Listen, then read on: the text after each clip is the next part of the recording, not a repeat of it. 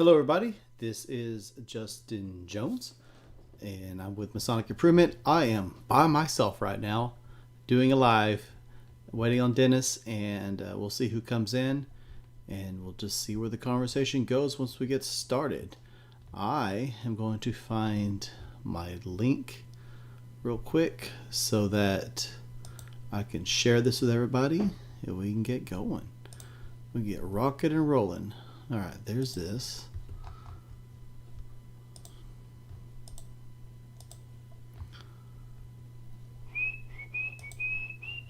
Where are we at?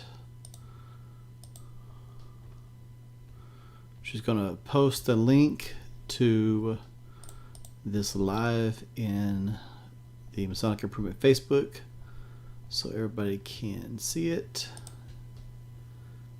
And we will, let's see, there we go. I'll just add to the post I have and save it. There's got to be a way to stream live on Facebook while I'm streaming on YouTube. I'll have to look at that sometime. I think that'll save a lot of trouble. Hey Adam, how are you doing, bro? Good to see you. Adam Olivier, good to have you. Good to have you. We're going to be talking about the discussion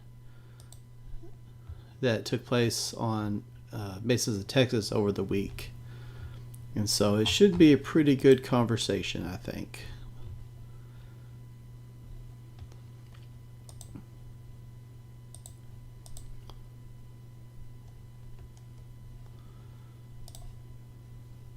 I got to keep an eye out for Dennis, because surprisingly enough, or maybe not, he's running late. Pretty good. I'm going to Rumsey's Forum in Temple tomorrow, and good. I'm excited to hear about the discussion. Yeah, I thought about going to that. However, I'll be going to plenty of forums once the new year comes around. This has really been a very busy Masonic year for me since I was involved with the officer leadership training this year, and just all the things I went to. And so I'm leaning towards taking it kind of easy November and December. So I probably won't go to too many things. Charles Beatty, how are you, sir? Good to have you. Oh wow, yeah, it did zoom in on my face. That is way more face than anybody needs to see. Let's try and fix that. I don't know why it did that. I'll just get that fixed real quick. Okay. There we go. Thank you for catching that.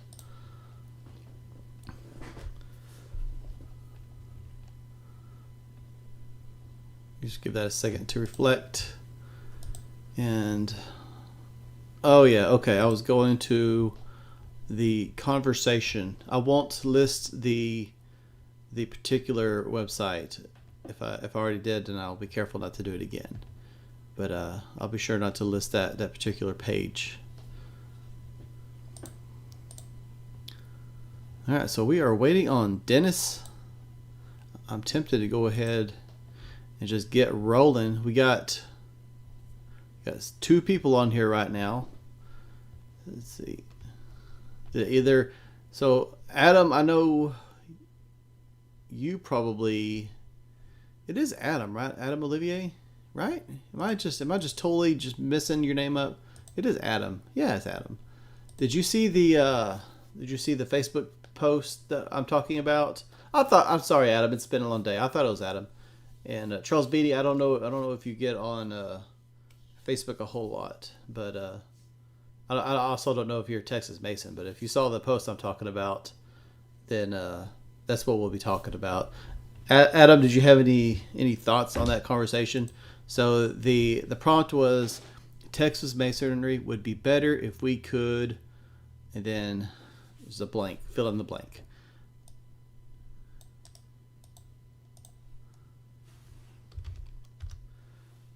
There we go. I shared it. I'm interested in what people's thoughts are.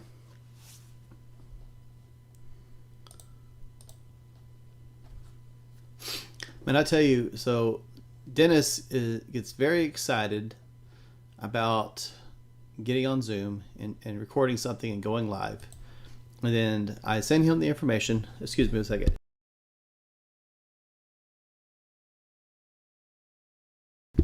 I send him the information, and he is never, ever, ever on time. And I'm getting allergies all of a sudden.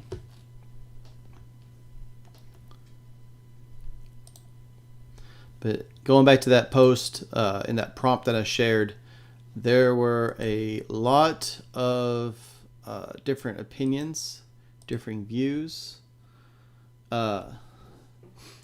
Adam said, I was interested to see what everyone had to say.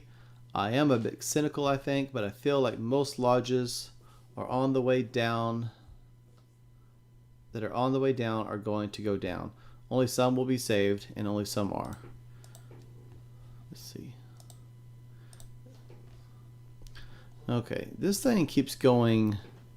It keeps minimizing. And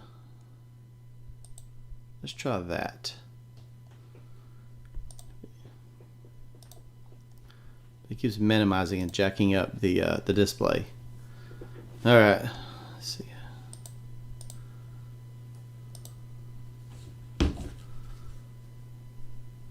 Okay.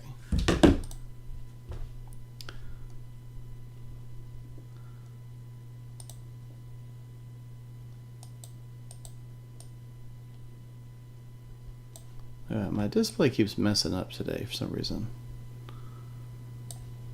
Let's see. There we go. Yep, Dennis should be here soon. So you're cynical. Only some will be saved, and only some are improving. No, I think you're pretty spot on. I don't really think that's cynical. I think you're just being rational and realistic. I think that I made a comment to somebody because. Hi, Brother Meeker. I've been to Crum Lodge. You're from Crum, Texas. I've been to Crum Lodge. Lance Candler invited me. I was there some time ago. Well, hello, Dennis. Glad you could join us. Yes, sir. Got all my swag together. I apologize. Actually, I'm fixing to go grab my headset so I can hear everybody better. I'll be right back. Forgive me. Okay, I'll permit it. I it's not so easy being cheesy. Yeah. It used to be easier when I was younger. There we But I'll go. be right back, brothers. Okay. Glad to see y'all. Hello, friends. Hello, brothers. What a day of Freemasonry, right? Oh, Hussein Walla. I hope I am wrong if I say there is a Masonic chaos. Anyway, this is my opinion. I'm not a Freemason. Anyway, my brothers. There's definitely a little chaos, that's for sure.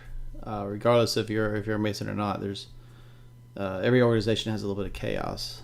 But going back to what I was telling Adam, so yeah, I made a comment to somebody because they were talking about they're disagreeing with my stance, which was that we need be a bit stricter about our entry and stop being cheap. And he suggested that there are other approaches, and maybe so. But my comment was time will tell, and I think we're at that point right now where time is going to tell. It either is or it isn't. I think a lot of lodges have coasted on the coattails of previous generations that actually knew how to run the lodge like a business and plan ahead, and we've kind of run to the end of our rope on that, and it's at the point now where either they're going to kick things up a notch, or it's going to, I guess it'll be sink or swim, for lack of a better term. Writer Artist, welcome back, sir. Always good to have you. Appreciate what was you. that? What was that first statement on? It was something on chaos. I'm sorry. I was walking away when you read the statement earlier. Oh, it wasn't the first comment. It's just one I was reading. It was I hope that I'm wrong if I say there's Masonic chaos. Anyway, this is my opinion, and I'm not a Mason, Freemason in any way. My brothers, but we've had several more since then. We've had Adam Olivier's on here, and we had some other people hopping on. Oh, very cool. Adam I heard says, you. Go ahead. Adam says the brothers from. You sound kind of like you're in a hallway, by the way. You sound very muffled. But Adam says the brothers from early 1970s and before, all the way to the foundation of Masonry, were not the kind of brothers that wanted things to be cheap and simple. And I was kind of thinking about this earlier, just because I don't know, man. Because of that Freemasonry post on. Yeah.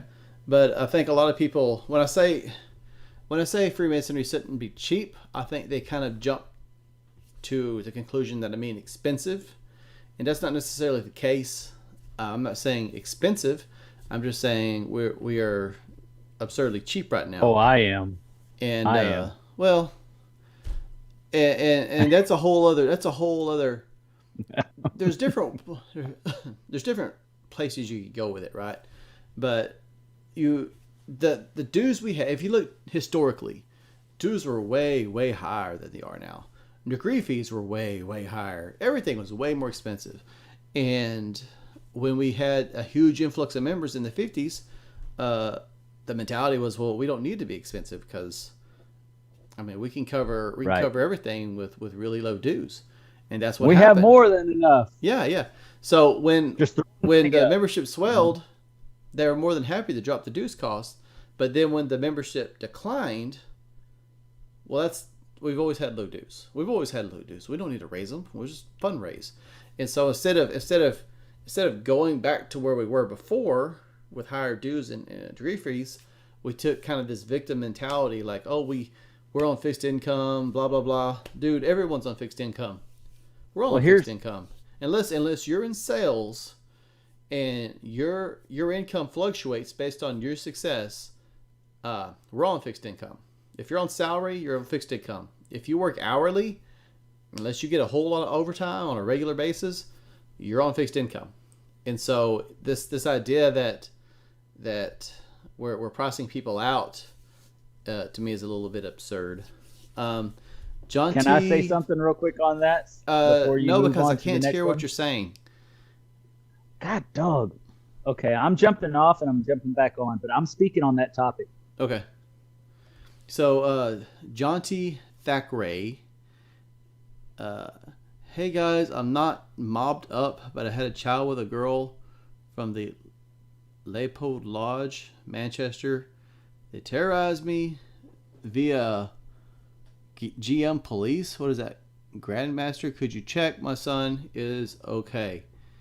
Dude, I assume dude, let's see. I have absolutely no clue what you're talking about. No clue at all. Because first of all,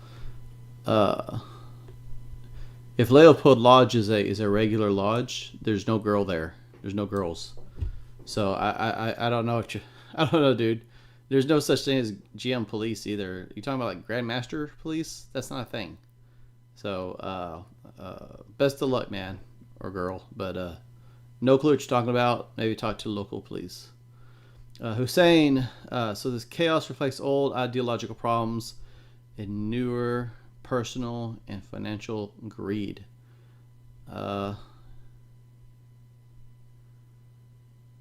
Is it okay to cajole the public? Greater Manchester, please. Oh, Greater Manchester. See, I don't know anything about the UK, man. If I'm being completely honest, what is cajole? Let's look that up real quick. That's a new word. Persuade someone to do something by coaxing or flattery. Dude, I don't know what you're talking about, man. I'm just being completely honest. I don't know anything about your situation or what you're talking about. Just totally frank with you. So I'm sorry if you had a rough time or something, but we didn't have anything to do with that. So sorry about that. So let's see. Sorry, man. So I'm just gonna, while we're waiting on Dennis to pop back in, let's just look at some of these comments. So Texas Freemasonry would be better if we could blank. And this has been a heck of a conversation here. So we'll just start at the top and work our way down, I guess. I don't want to start with mine though. Let's see here. So here comes Dennis. He said he wanted to talk on the topic, so I guess we'll let him say what he's been. How long? Hello, Esoteric Fitness. How long have you been of the craft? Geez, Is this any different? What? Is this any better? No. Is this any better? No. What? Really? What'd you do to your mic this time? Man, I didn't do anything. That's what's frustrating. You quit breaking things. It sounds like it's coming out as something different. Is it? Look on Zoom on the bottom left, and be sure. Right. It says it's coming from the headphones and not from the. Let me see if it's still. Yeah, I think it's coming out of the computer and not the headphones. Yeah, it doesn't sound like it's coming out of the headphones. You're not coming in clear. Yeah, that's even though it shows it's on the headphones. Go ahead. Keep talking. Okay. You were talking about to somebody else. Esoteric Fitness. He sounds good to y'all? Well, he sounds muffled to me, but if he's coming in with y'all, I guess we're good. I don't know why he'd be muffled to me though. But Esoteric Fitness says, "How long have you been of the craft?" You don't listen to me anymore. Let me think. It's been probably 16, 17 years, maybe closer to 18. It's been a while, but I've been doing this for a while. Not this for a while. This has probably been about 5 years.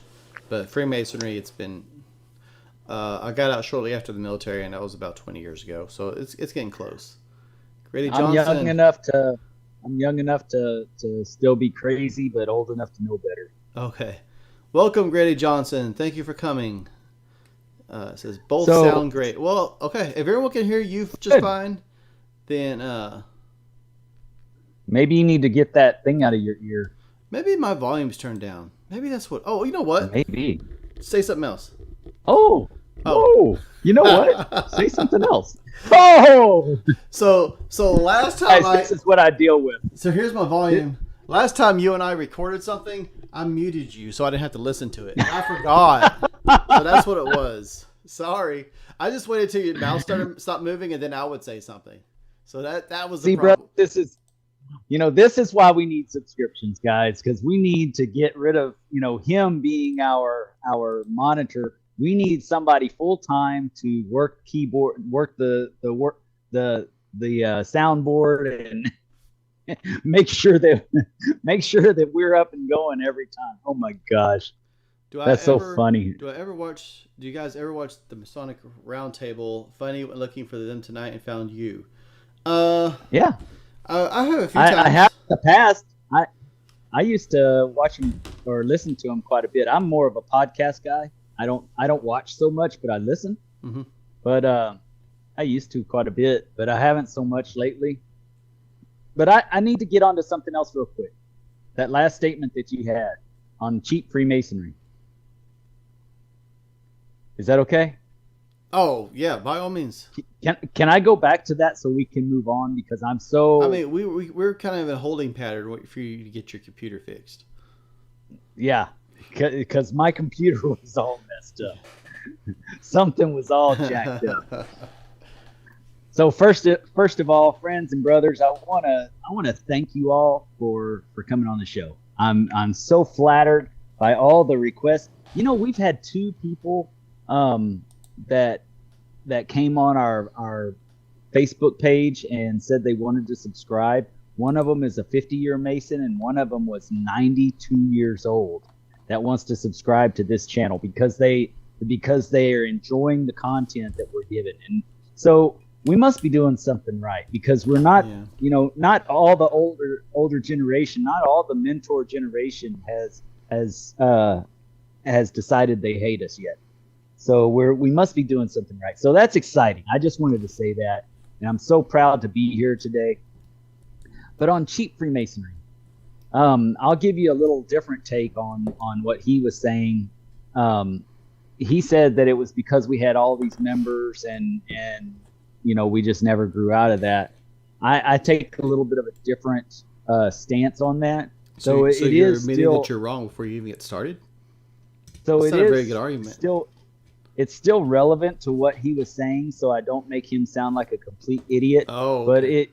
but it is, but it is, but it is, but it is a little bit more of a logical stance if you look at the history of Freemasonry. So you got to go back to, it's back further than when we had all the numbers. We had all the numbers in the 50s, during the Joiner period, right? We had those big numbers. But the problem with dues actually happened prior to that. The problem with dues actually happened because of the Great Depression, and a lot of people that experienced the Great Depression lost all their money. They lost everything they had. Oh my goodness. So they lost everything that they had, and so they couldn't afford the dues. And so many lodges at that time decided to decrease or freeze their dues so that the membership could stay members and continue to be Freemasons through the Great Depression. And then from then on, it never really picked back up where it was supposed to. And I've had great lengthy discussions about this with people that are a lot smarter than me, that helped me to change my mind on this aspect of the dues. That's what started the either way lack of decrease. You're looking at the same but concept. Then you're looking at the same concept. Compounded. Well, right. But the concept. Well, I was just going to say it just compounded because of the fact that in the 50s everybody joined, and then they said, "Oh, well, it's all okay anyways." Yeah, it all worked itself out. So then they got on this hiatus of everything's fine. We're living the dream. Everything can stay how it is. And so since then it has stayed how it is. And now we have people that are complaining again that we're people like us are trying to be elitists, whereas we're just trying to get we're just trying to get the dues back to where they're supposed to be before people start losing their lodges. Right. Yeah. Relative to where we were originally. Not So I suspect there's some accuracy in both the things we're saying, and it's the same concept. I think there is. If the dues were dropped because of the Depression, immediately after the Depression, they should have increased them, but that's when the membership swelled, and so you're like saying, "Hey, why? We don't even have to bring them back up because we have." There's a lodge in Central Texas that at one time, and this is no exaggeration, they were raising over 1,000 people a year. 1,000 people a year, and they, I mean they had to. They had lodge open full time, and all week. They had lodge open. The instructor had to charge people per hour to teach them their work. He could not have a full-time job. It was all day. And so they had several positions like that. Yeah. They had the instructors, they had people that were teaching the esoteric meaning behind it. They had like professors per se. Mm-hmm. So they had people that were getting paid to do the jobs. That's also and even still today, the secretary and the Tylers could be a paid position because of that era, because of the need back then. They had to pay somebody to be a secretary because it was just so overwhelming to them. Yeah. Yeah. And the Tyler still does not have to be a member of your lodge because the Tyler is just guarding the door. So basically, they're saying we'll pay a security guard to sit outside and call him the Tyler. Yeah. And so all that happened because of that. So I have this up. I have this up on the screen because just to put context. There were people that were. People saying I can't afford this. Well, first of all, you could find ways to pay for things that are important to you, right? And there was one comment that's saying that this is kind of an elitist, like only rich people push for this. I'm a school teacher, dude. I mean, I'm not poor, but I'm definitely not rich either. If I'm being frank, between both my lodges before meals or gas or anything else, I'm paying about $600 a year just in dues between two lodges, and so it's just a matter of making it work for what's important to me. And it would happen to be that one of the lodges coming in January, they're gonna start using not Stripe. Is it Stripe? Oh gosh, Square, yes, Square, to allow monthly payments, and it's gonna be $33 a month, and I mean, that's still less than I pay for my gym membership, right? And so just comparing it to like Netflix, and this is older, so it doesn't have like Disney Plus or any of the or Hulu or anything else like that, but the concept is still there. I was also looking earlier about on average how much Americans eat out a month. It's like 5.9 times a week. It's like $2,000 to $3,000 a month that people spend eating out. Yeah, that was the last point I made on the Freemasons app. You're breaking up real the bad. Freemason. You got choppy. Try again.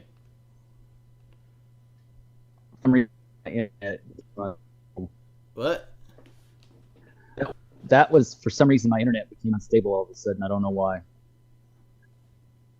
Okay. But that was the reason why the last statement I made on the page. Why are you looking like that? Are you not here? You super choppy, dude. Super choppy. What this? Really? This video is like my bane this evening. Like last time we did one of these, there was absolutely no problem with it, and now it's just being ridiculous. What is going on? Turn off everything that you got going on that screen. What are you talking about, man? You heard me. I heard you. I don't know what you're talking about. Turn off everything I got going on the screen. What screen? Yeah, my wife is bad about that. She has everything in the world open all the time. I don't have anything open that would interfere with this. That would interfere because he doesn't think it would interfere. Oh but it all uses memory and RAM and it. Dude, you're just saying things that you've heard places. You're just throwing out terms.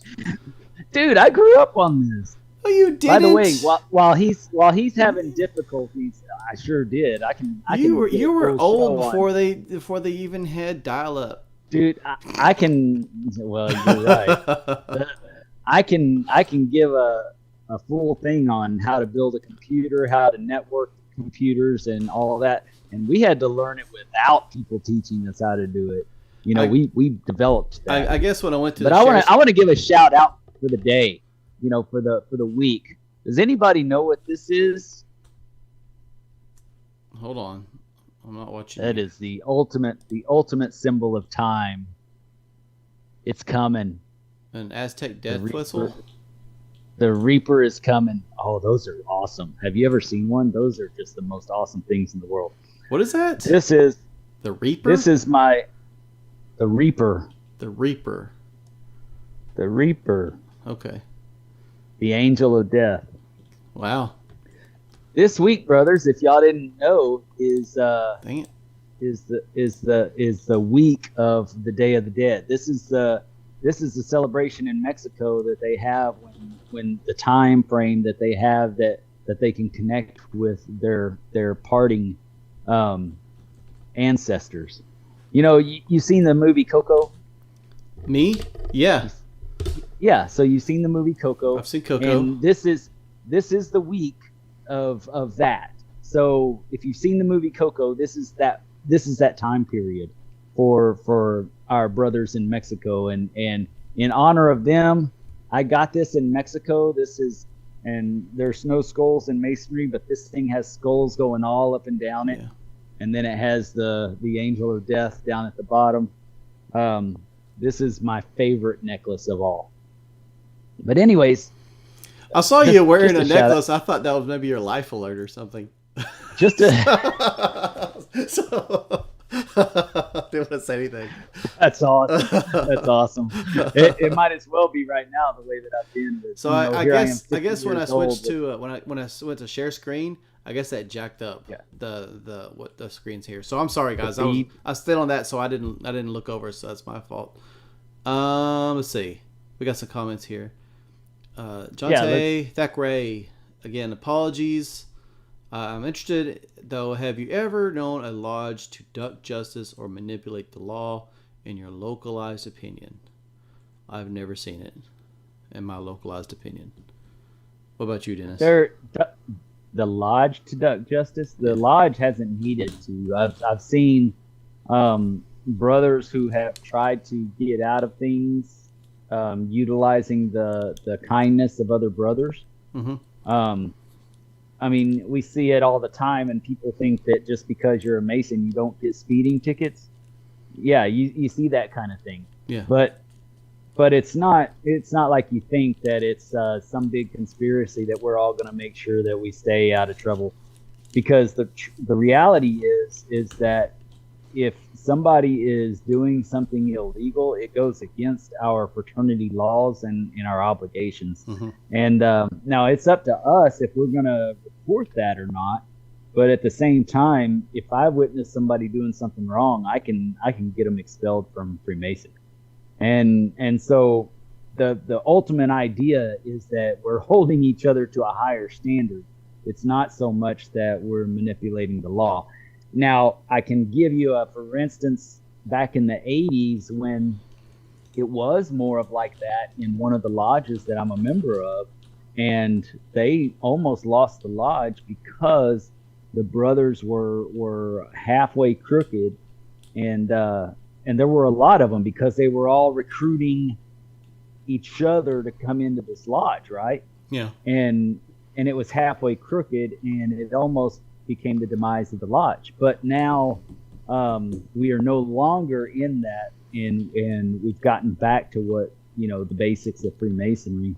So Shmuley made a comment. We all know who Shmuley is. In the past, that has been an issue in the past. Yes. I haven't seen it today. And he says, I recently had an officer that said if officers noticed a square and compass, they would not get a ticket. And I would tell you this, I think if you see someone breaking the law and they are wearing a square and compass, they definitely should get a ticket. It should be the opposite. They should be held to a higher. Exactly. We should hold one to a higher standard. Because if you're driving like a crazy person with a square and compass, you reflect your reflection on the fraternity. Right. It's kind of like, have you seen that movie? What was that movie with that guy in the convertible and he had this get out of jail free card? No, it's not that old. He had that get out of jail free card. No. Dumb and Dumber? Anyway. No. We regress. Sorry, guys. Adam, let's see. We're getting ahead of myself. Let's see here. So, where was it? Where did it go? Oh, so while he's Michael, looking, I just want to congratulate all you new 32nd degree Scottish Rite Masons out there. And a shout out to our Bulgarian brothers that just did the Lodge of Perfection this last week. Dude, super proud of you guys. Dude. Okay. I literally stopped to take a breath. You go into you launch. That's what he gets, right? No. That's what he gets, right? Calm down. Just take a chill pill. So Michael Meeker says cost, too many folks getting endowments. It's not about people. Yeah, that's a big one. Yeah. It's not about getting endowments. It's about what they're paying for endowments. That's the problem. And right. And the issue as it is now is we have too many people that have got cheap endowments. By cheap, I'm talking about like $500, somewhere in that ballpark. Yeah, because like dues, they haven't been raising them through the years. Well, even when they raise dues, they would leave the endowments where they are. Like when the endowment program came around, the average dues. Right. What I'm saying is, just like the dues, they haven't raised endowments. Yes. But, like I was saying. Listen, grasshopper. Like I was saying. When the endowment program came about, the average dues was about $25. And the dues have gone up, but the endowments have not necessarily.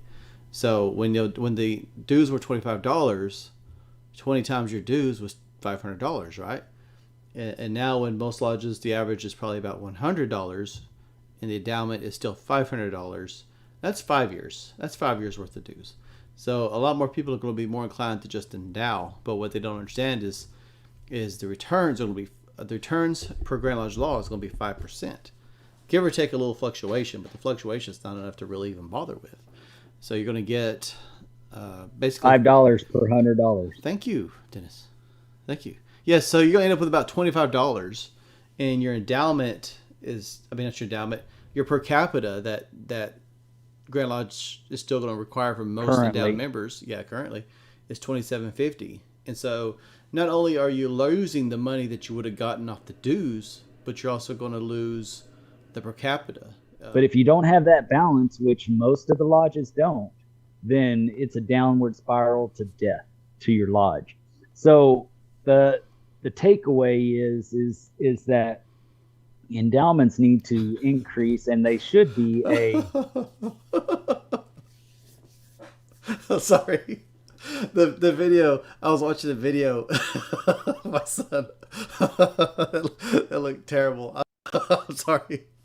I thought I just pulled it up. Well, I heard the door. I was talking and I heard the door, so I put my hand back because I don't want him being on live video and then seeing it like I just I try to keep my kids. I keep my kids off this for a reason. Like there's a lot of weird people that watch this stuff, so I try to keep them. Yeah, and plus you'll know exactly what kind of a parent he really is by how his children.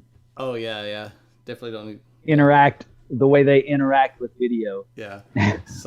But anyways, let's get back to it. So if we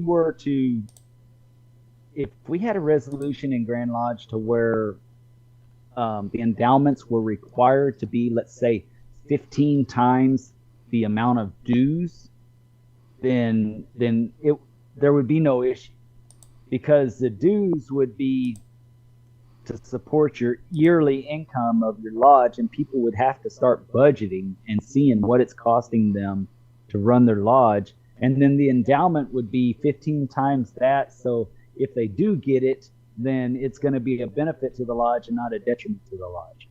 And, that was the idea when it was formed. When Leonard P. Harvey helped with putting all this together in that era, that was the idea, is that it was 15 times the amount of dues. And that's why they set the amount for $500. But they haven't, but they didn't put it as 15 times, because that number 15 times is a scary thought, right?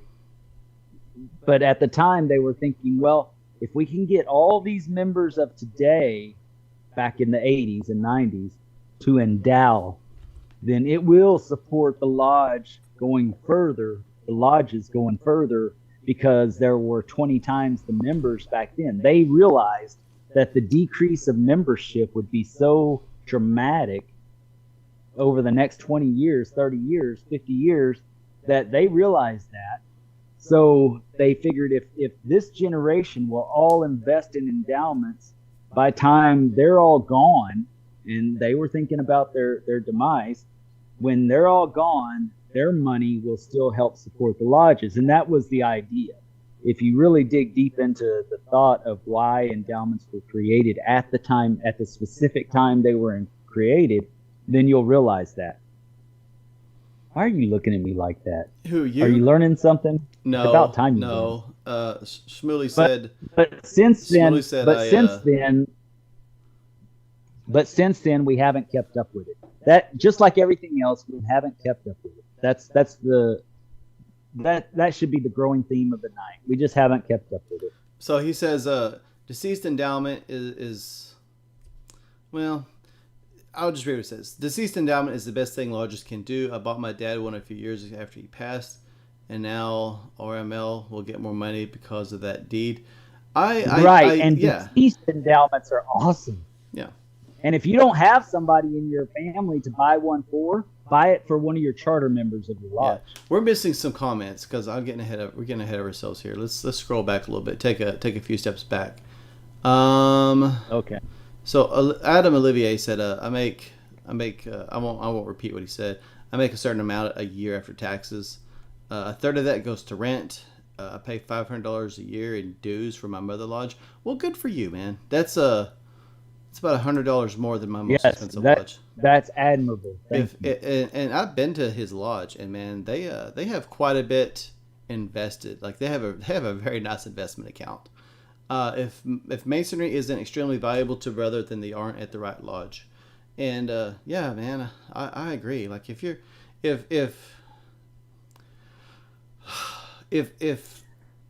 $200 a year is too expensive for you to attend to be a Mason, man, you probably don't need to be a Mason. And this could be a jerk thing to say. You need to focus on other things then. Like if Freemasonry doesn't have that value to you that you can't make that work, then you need to go focus on something else. Or if you really are in a position like you can't afford it, like and I'm not saying, well, I don't think I can afford it. I mean like logistically on paper, there's absolutely no way you could squeeze an extra $100. Right. You've actually budgeted your money. You know where your money's going. You know where your finances are.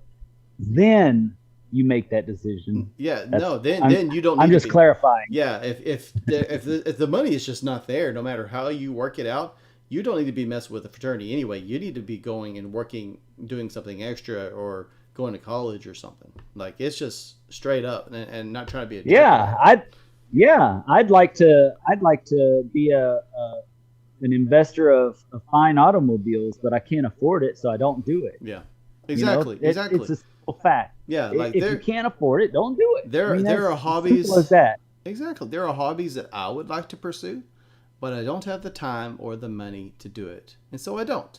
Right. And that's exactly how it was. And if I was to pursue one and it turned out that I couldn't afford it, then I would probably stop doing it, and I would direct that money elsewhere. You know what's funny, and our brother. It better be really funny because you said it was funny, so it better be. I'm ready to laugh. I'll laugh. You better make. I'll laugh at the end. So what's really interesting is that comment that he made. You know, and we know the lodge that he's from. No, because I don't know what brother you're talking about. The one that you just mentioned, that the one this whole discussion's on. Shut up. So when you think about it, his lodge is providing that value. His lodge is providing the Freemasonry that really gets him pumped up. If your lodge is not providing that, and you're asking somebody for $300 dues or $400 dues, shame on you. Step up your game, man. That's what's funny about all this, is that everybody complains about higher dues and all that kind of stuff, but that's the only reason they're doing that is because they're not getting the value in their lodge. They don't see that value in their lodge. If they saw a lodge that was functioning properly and doing well, creating education opportunities, creating opportunities to be involved in something that means something rather than just reading the minutes, they wouldn't mind paying that money. But that's the problem, is that we're not creating that. We're not creating that environment. Yeah. And so that's so funny. I just can't believe people don't see that. Interesting, but not funny. Are you going to laugh?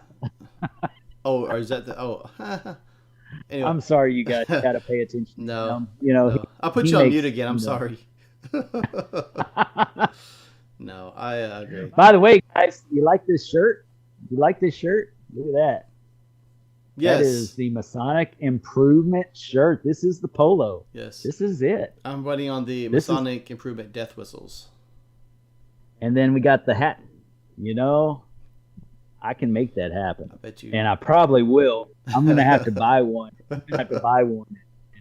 And recreate it. Writer artist says, "Love you, brothers. Masonic Improvement helped me connect with my local lodge, and now I'm a Master Mason. The rest is history. Congratulations, my brother. Congratulations. That is what this is all about. So I am so excited. That's why we're here, and I'm glad that you're able to share that with everybody that's listening tonight. and that will listen in the future, because they need to know that we're making a difference, because that's why we're doing it. Yep. So many people say it's because we're all full of ourselves, and it's really not. You're the reason why we started doing this, so that people like you would know that there's something more than just everyday living. Yep. Let's see. I saw one I was going to repeat. Oh, Michael Meeker. I think he said he was a newer Master Mason. Do you have a top 5 or top 10 list of recommendations for a new Master Mason? We actually have a few videos. We have one. I assume you're talking about books. We have one that we came out with about a month ago, and there's an older one that I made quite some time ago with some recommendations. And I don't know what the overlap may be, because I don't know. There may be some books, the same books recommended in both videos, but definitely check them out, because there are some good books we recommended. Let's see. If he's talking about a book, the number one book I think any Master Mason should purchase and own is Esoterica.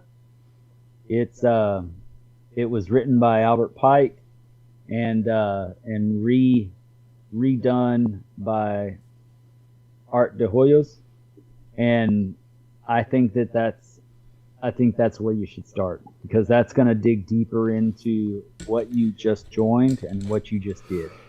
Esoterica with a K. It's not a C. Esoterica with a K, and there's a reason for that K as well. Yeah. It is emblematic of something else. So the question was, let's see. What do you guys think of Rosicrucians? I think it's awesome. Are you really? Like, that's all you're going to say? That's all I'm going to say. That's all you're going to say. I think it's awesome, too. That's all I'm going to say. I think Okay, so... You said that was all you're going to say.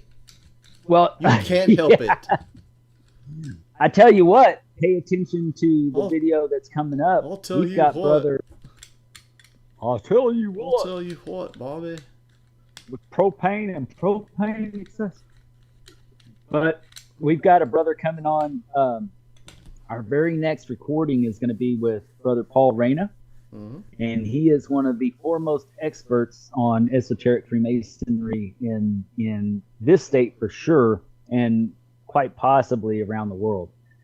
He's assisted in interpreting and rewriting a lot of the books from the Martinist movement, and he is extremely knowledgeable in the art of Rosicrucianism as well, because it all ties in together really. Yep. And so we're going to have him on the show. So I want you to look for that, because that's the mystic side of Freemasonry that Freemasons in Texas don't dig into.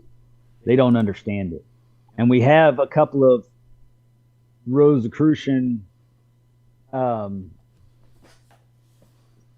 societies that are still out there, and while there's a bunch of them that are true to Rosicrucianism, one of the biggest ones in Texas is not, and they call themselves Rosicrucians, but they're not. Where is that one located at, Dennis? I'm not going to tell you. I bet you know. But we'll talk about that over a scotch between you and I, because I don't want to end up in a river somewhere. Mm. But seriously, just like with Freemasonry, there's guys out there that like to play like they know the stuff, but they don't really know the stuff. But we're gonna have one of the experts on it very soon on our podcast. We're interviewing him this week or next week on Wednesday, and we'll have it coming to you guys pretty soon. I'm super stoked about this. Paul is a wonderful Mason, wonderful brother, one of my favorite people, we met through adversity, and then ended up turning our friendship into a true friendship, and I just can't wait. And the reason why is because he is a true Freemason. How did y'all in meet? my opinion. How did y'all meet in adversity? I figured y'all would be right on the same page. Dude, when we first met, well, we didn't know what each other thought, and when we first met, it was. We'll talk about it when he's on the show. Oh my gosh! It's kind of comical now, but when we first met, hopefully it's more comical than the last thing you said was funny. What's funny is that it ended with "You better watch yourself," and but then at that point we shook hands and walked away, and then a few months later we got back together and started talking again, and found out that we actually believe a lot in the same things, and that's the beauty of Freemasonry, is because of us both having inside us that brotherly love trumps all. Mm-hmm. We were able to come back and reconnect and build a friendship on that, and so it's pretty interesting. So I posted a Q&A a little bit ago. It's basically just a repost of the prompt for the original post that started this whole conversation. Texas Masonry would be better if we could blank. So I'll close it here in a little bit, and we'll probably about 8 minutes, around 10 o'clock. And we'll see if there's any feedback on that, and go from there also. Yeah, I'd like to see that. Now, you already mentioned your answer to that, which was... I didn't really go into it too much. Well, explain your answer. Cheapening, not Sure. to cheapen Freemasonry, but you did that already. What was the rest of it? Better guard the West Gate and stop cheapening Freemasonry. And Yes. And that started its own, like, that could have been its own topic right there, just based off the replies and everything. And it was one or the other. Like, either you're in the same mentality or you're completely opposed to the idea. And there's this mentality that increasing your dues is somehow harmful to the fraternity or will run people off. And Right. No, I mean, I have seen lodges raise their dues and lose members. Don't get me wrong. I'm not saying that is completely false. But it doesn't.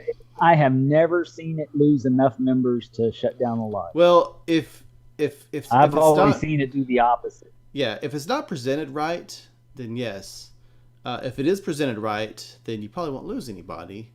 You might lose one or two people, but those are usually the one or two people that were the most vocal, and the most vocal people are usually the ones that never showed up to start with, so they weren't getting any value out of the organization, and it's hard for them to justify paying more when they're not getting value as it is. Well, I wouldn't necessarily say that either. I would say that it's more of the people who think it should be free for everybody, a free for all. Yeah, And it's not. It's not. Freemasonry. This isn't church. Yeah. It- If you You know? and I mentioned this on the thread on the post, and it sounds callous, but it's factual. I mean, we have to run lodges like a business, right? If you're charging $100 and you raise it to $200, there's a certain threshold of people that could just leave the organization, and you're still making more money, right? If you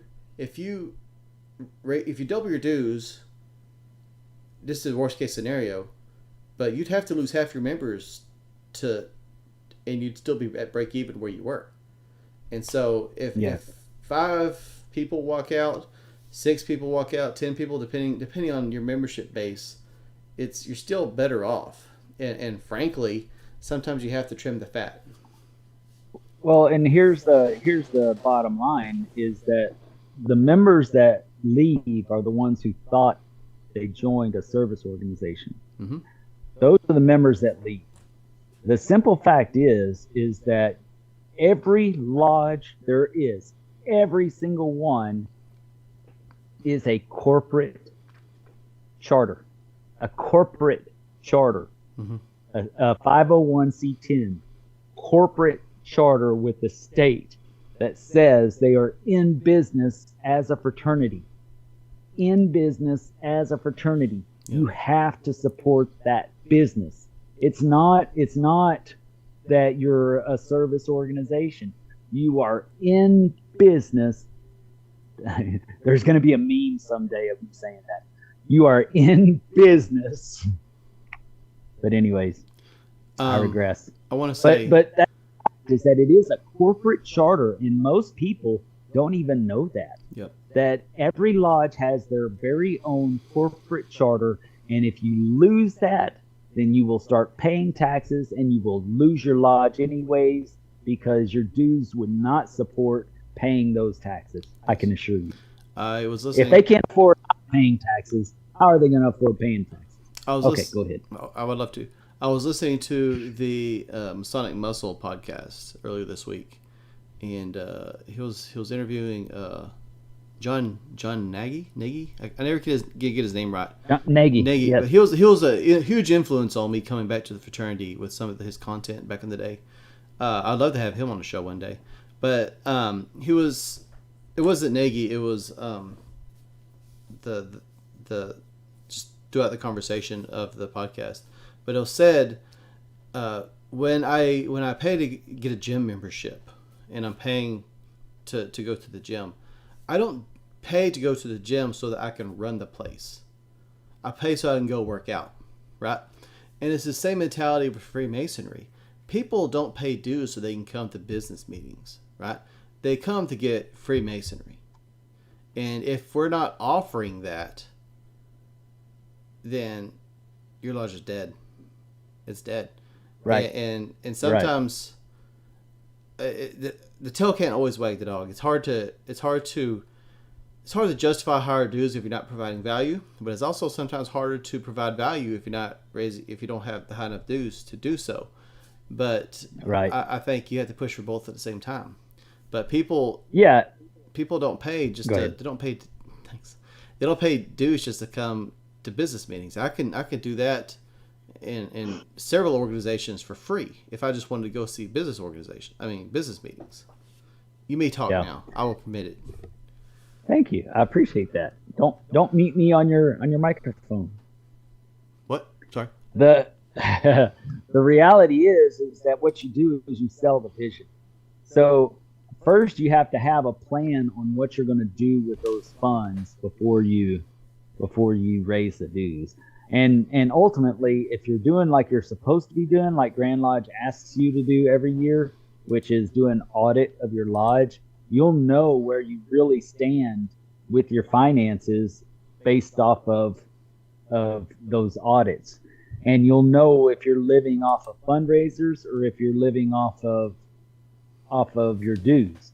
And if you're not living off your dues, your fundraisers are for nothing, because that is supposed to go to charity, not supposed to go to you as the charity. But I'll push that aside. That's a different topic. But if you have a vision for what you plan on doing, so you have a meeting first with your lodge, and you say, okay, what are the things we're missing from our lodge? We're missing education. We're missing the esoteric speakers coming in and giving us light from different areas of the world.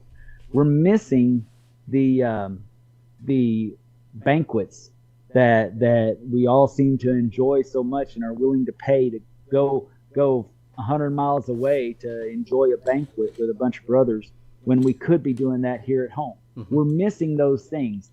Now, this is what we plan to provide. If we raise the dues, we can afford to do these certain things. So that's what it all boils down to, is that first it starts with a vision. Yeah. And then you put that vision out there and you put it to task.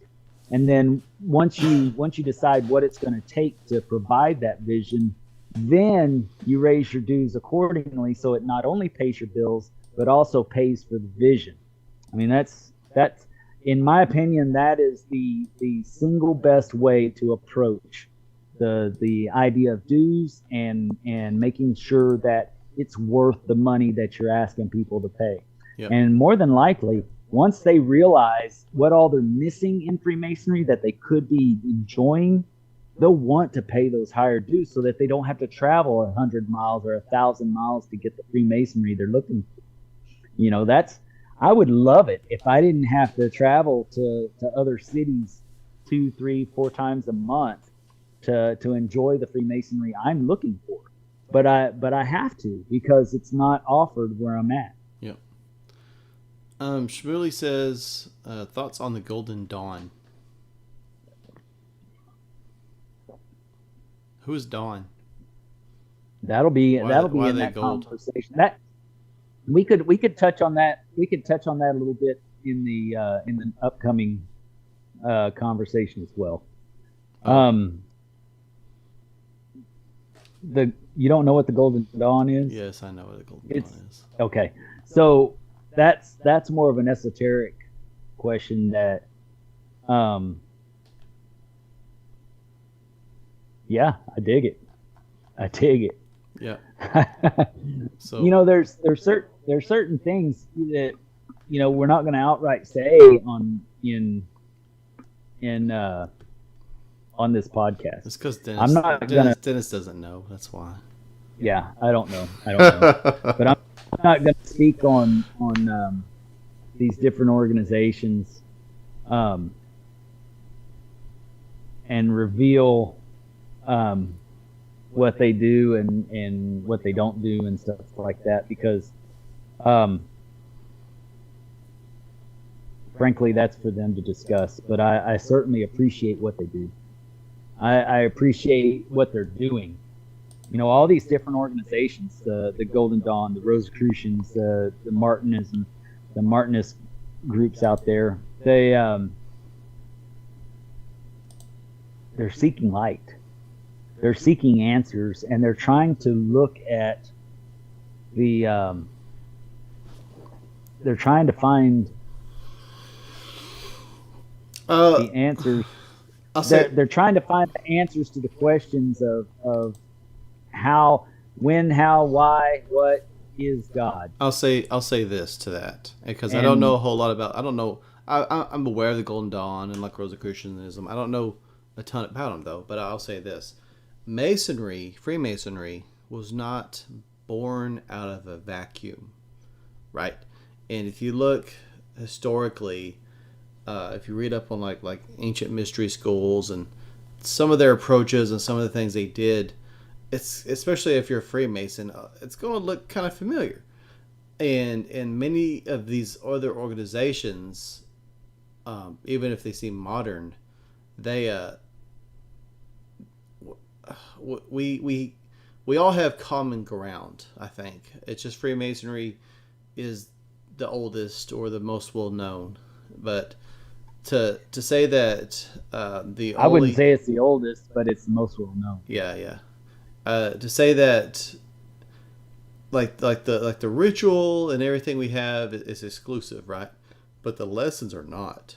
The lessons of Masonry are not exclusive.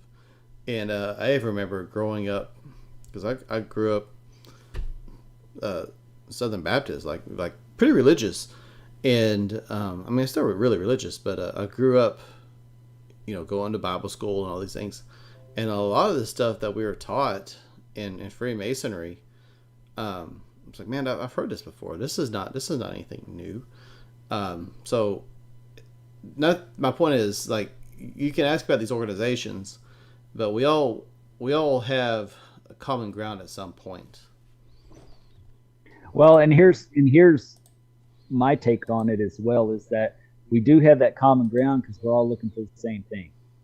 And Freemasonry, there are basically three schools of thought in this realm. I'm not even going to say Freemasonry, in this realm. So Freemasonry is closer to the literal thought, more, especially in Texas. It's so literal.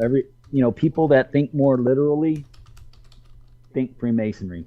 And then you get into the mystic side of things, which incorporates the logic and mysticism into the lessons that are learned, and that can be your Rosicrucianism and Golden Dawn, but it actually goes a little bit further into the magic side of the realm, which is, there's literal, there's mystic, and then there's magic. There's the thought that you can utilize the tools of these different lessons learned to create through magic. We got Rothberg working on memes over here. Right. Nice. So that's what it's so hard to explain to make it generalized for the public. The the idea is that you've got different schools of thought, and you have some that are more literal, some that can dig a little deeper. Now, Freemasonry does dig deeper, but then once you get to a certain point, then you're moving into more of a thought pattern of what you would see in Rosicrucianism and in Martinism and then of course the Golden Dawn. I'm not a big proponent of what Was I've it read about Golden them. Dawn? Oh, what's his name? Crowley. Crowley. Mr. Wasn't that his Crowley. thing? I can't remember if he So was the founder or not. Olivier. But yeah, but that's the thing is, and that's why So it's hard to talk about these different things because some are more literal, some are more mystic, I'll get to you and some are guys. more I'll get to you some are guys. more Don't worry. magic. I see you, Adam. I see you, Red Raider.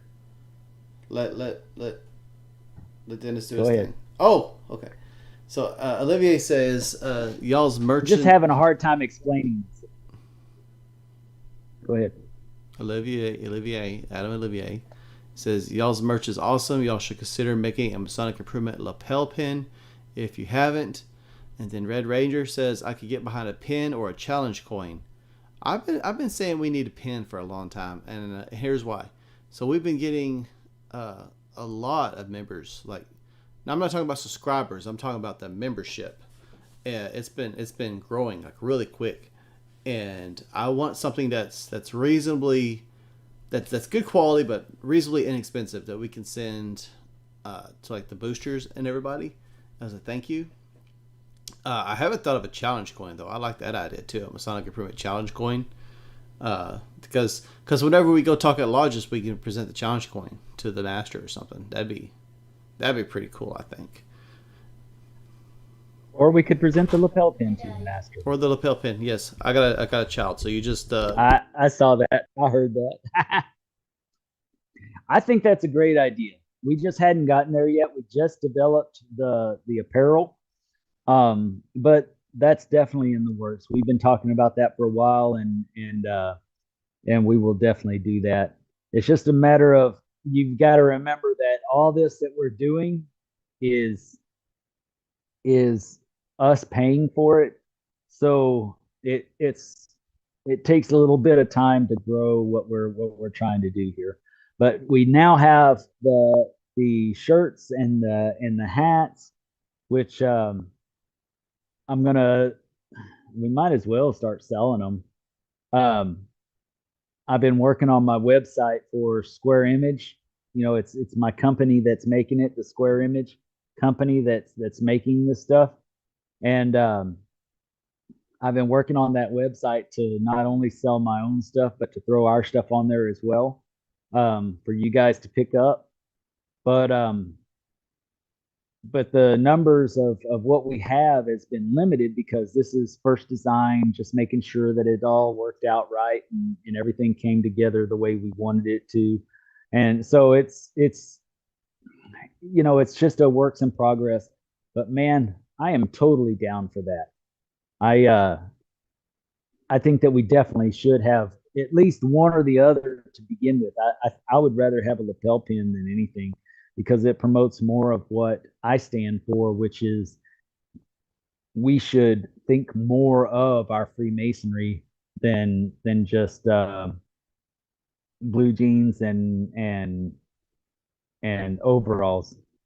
Now, don't get me wrong.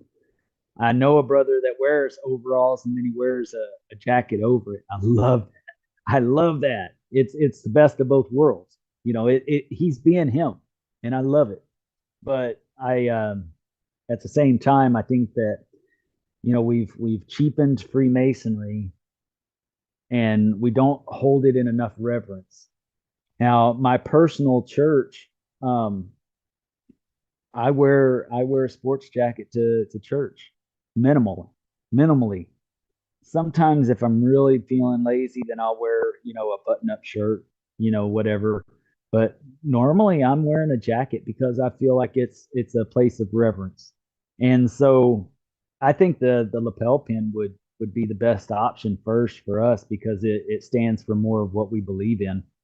Um, but the challenge coin is definitely something to go with as well. That's my personal belief. Justin and I will have to talk on it.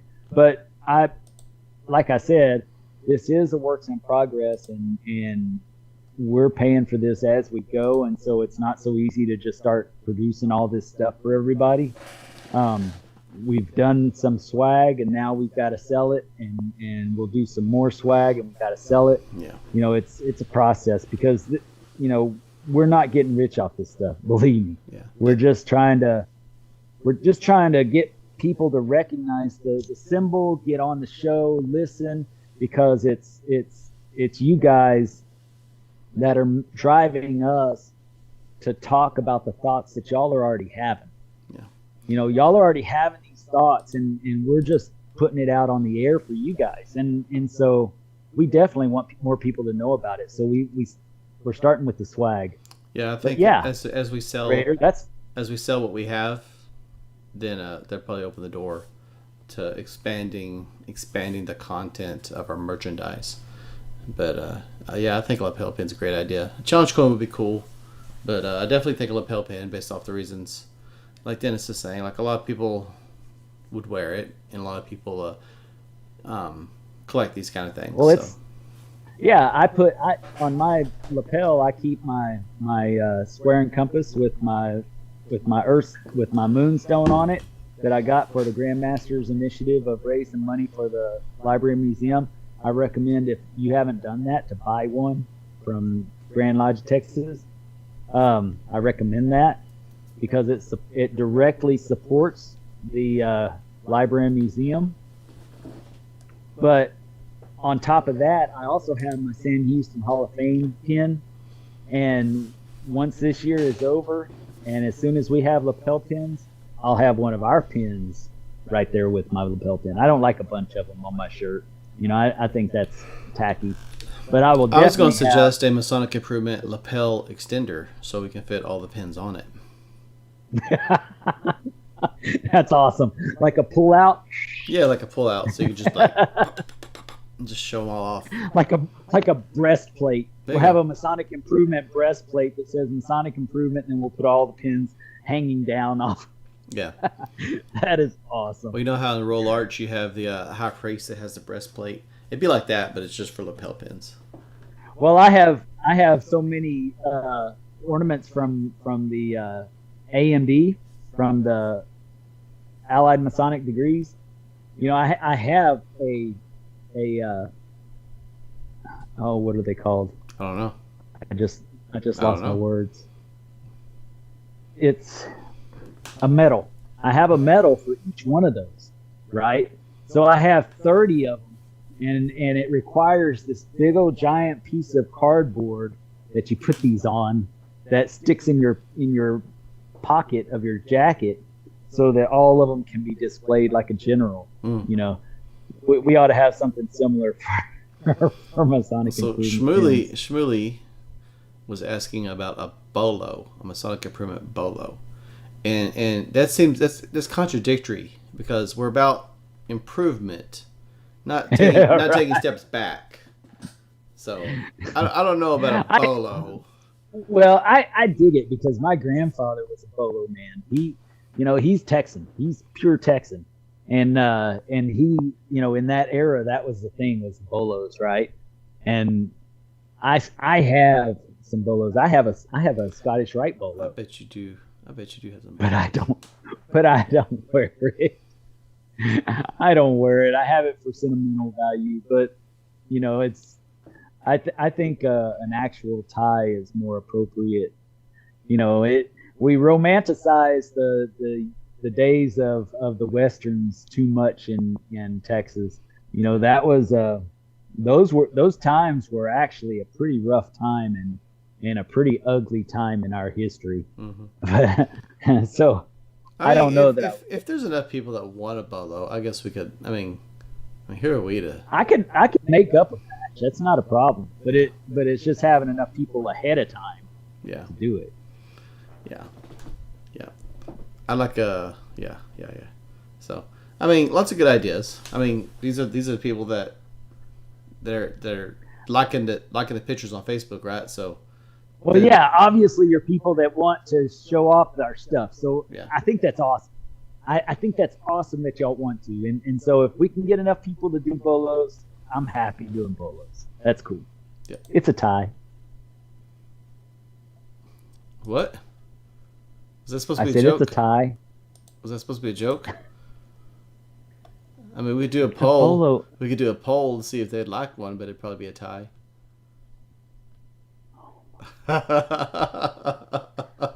He waited all night for that very moment, guys.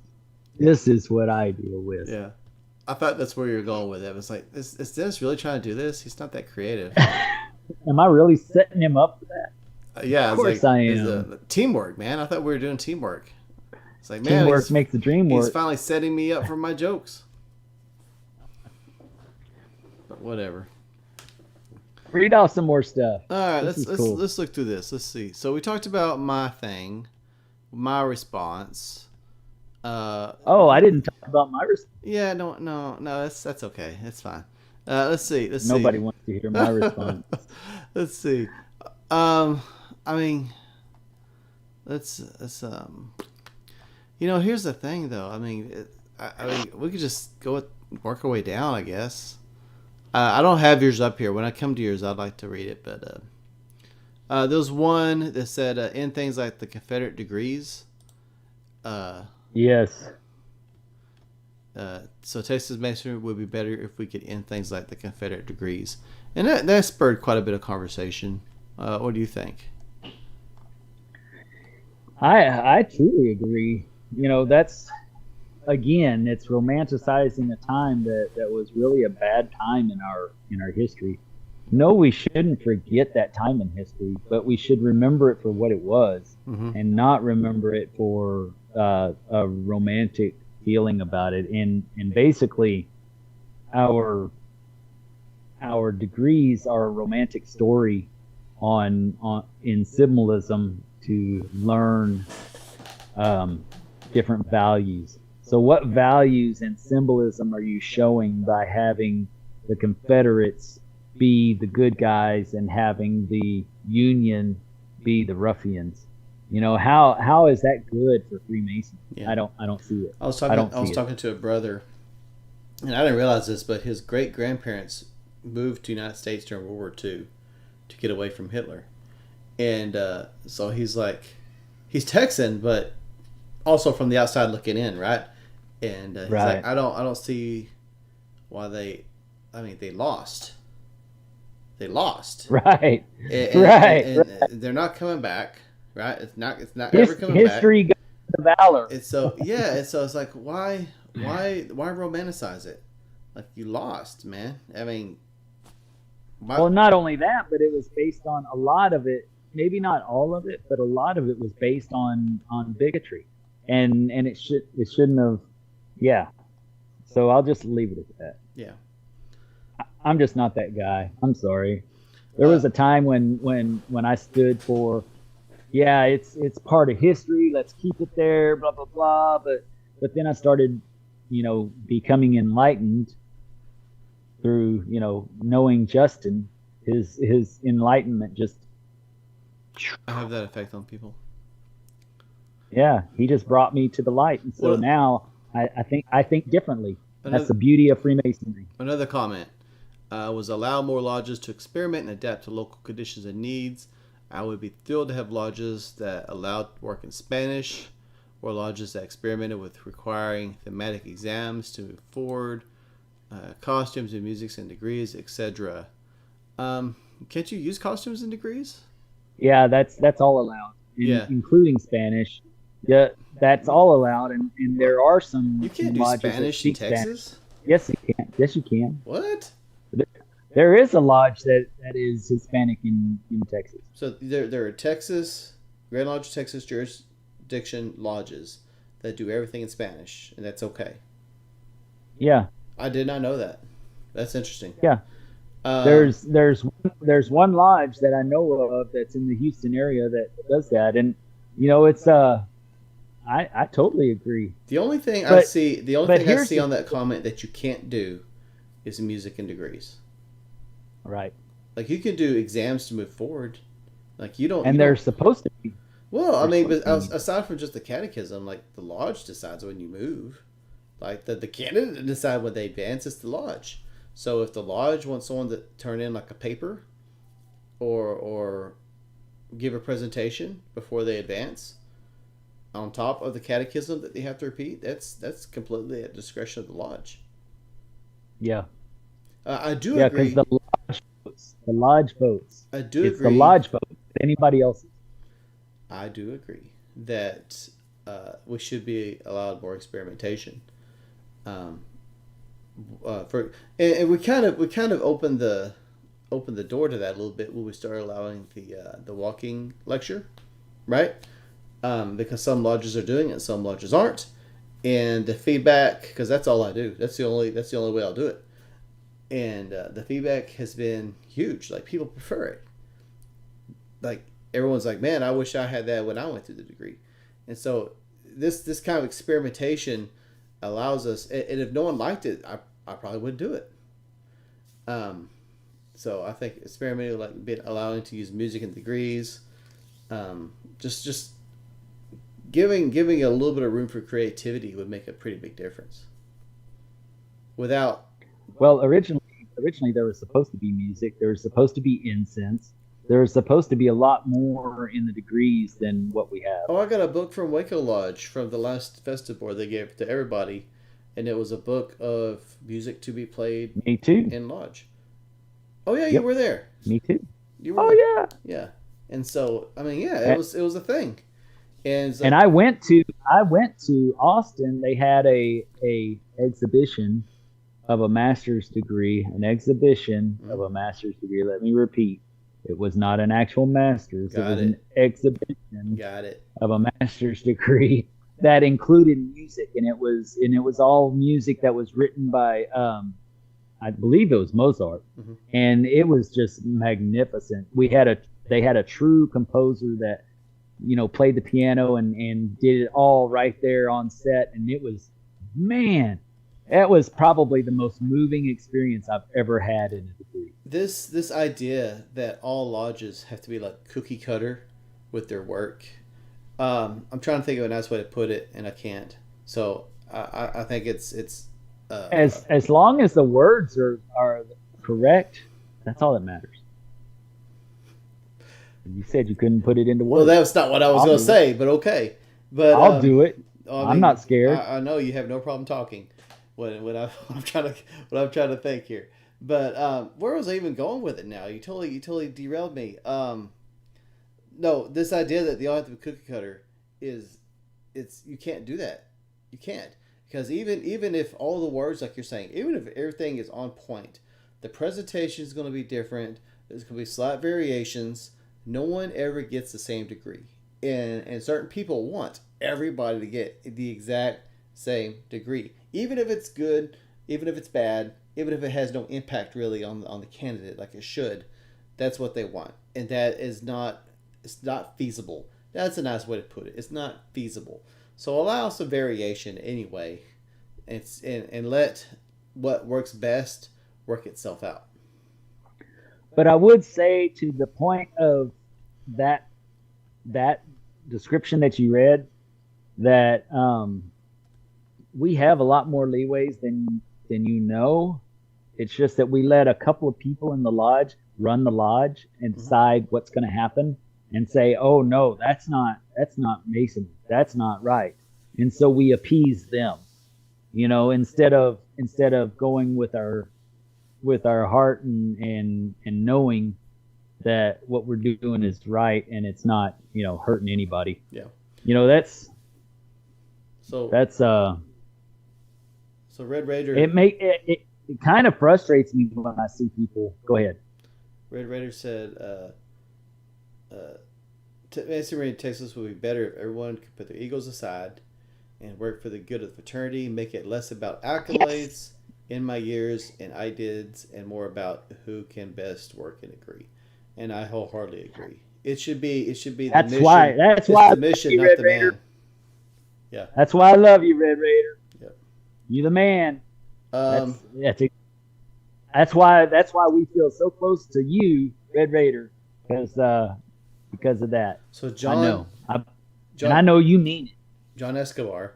I got my degrees with both catechism and delivering papers. They were called blueprints. I'm very curious. In Mexico, they require it. Is that? Oh, you think it's? Do you know him?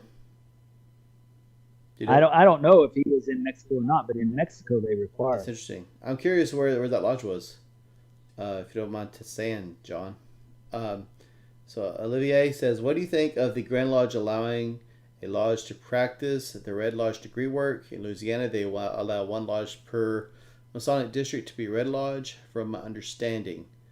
I think. Well, they're not Red Lodges. Can I answer on this real quick? They're not Red Lodges. They're Blue Lodge, and they just do both. They can do both. Is what it is. They're not Red Lodges. They're not separate from everybody else. They're Blue Lodges.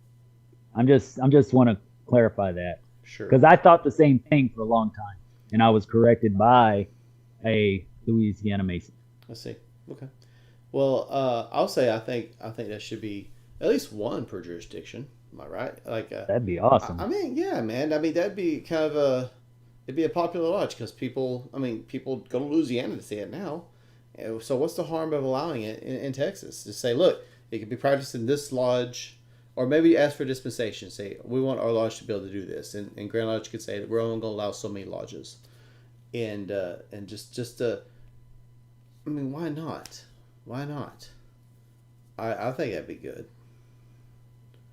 Well, because it's the same group that says that it's better to have the ifs and thens correct than to have a good ceremony. Yeah, but it comes from the same place. You could I don't disagree, but you could even say you could practice the Scottish Rite degrees, but you can't raise anybody, if that makes sense. Meaning you could put someone through the degrees, but they already have to be a master or something like that. So at that point, right. it's more of a experience.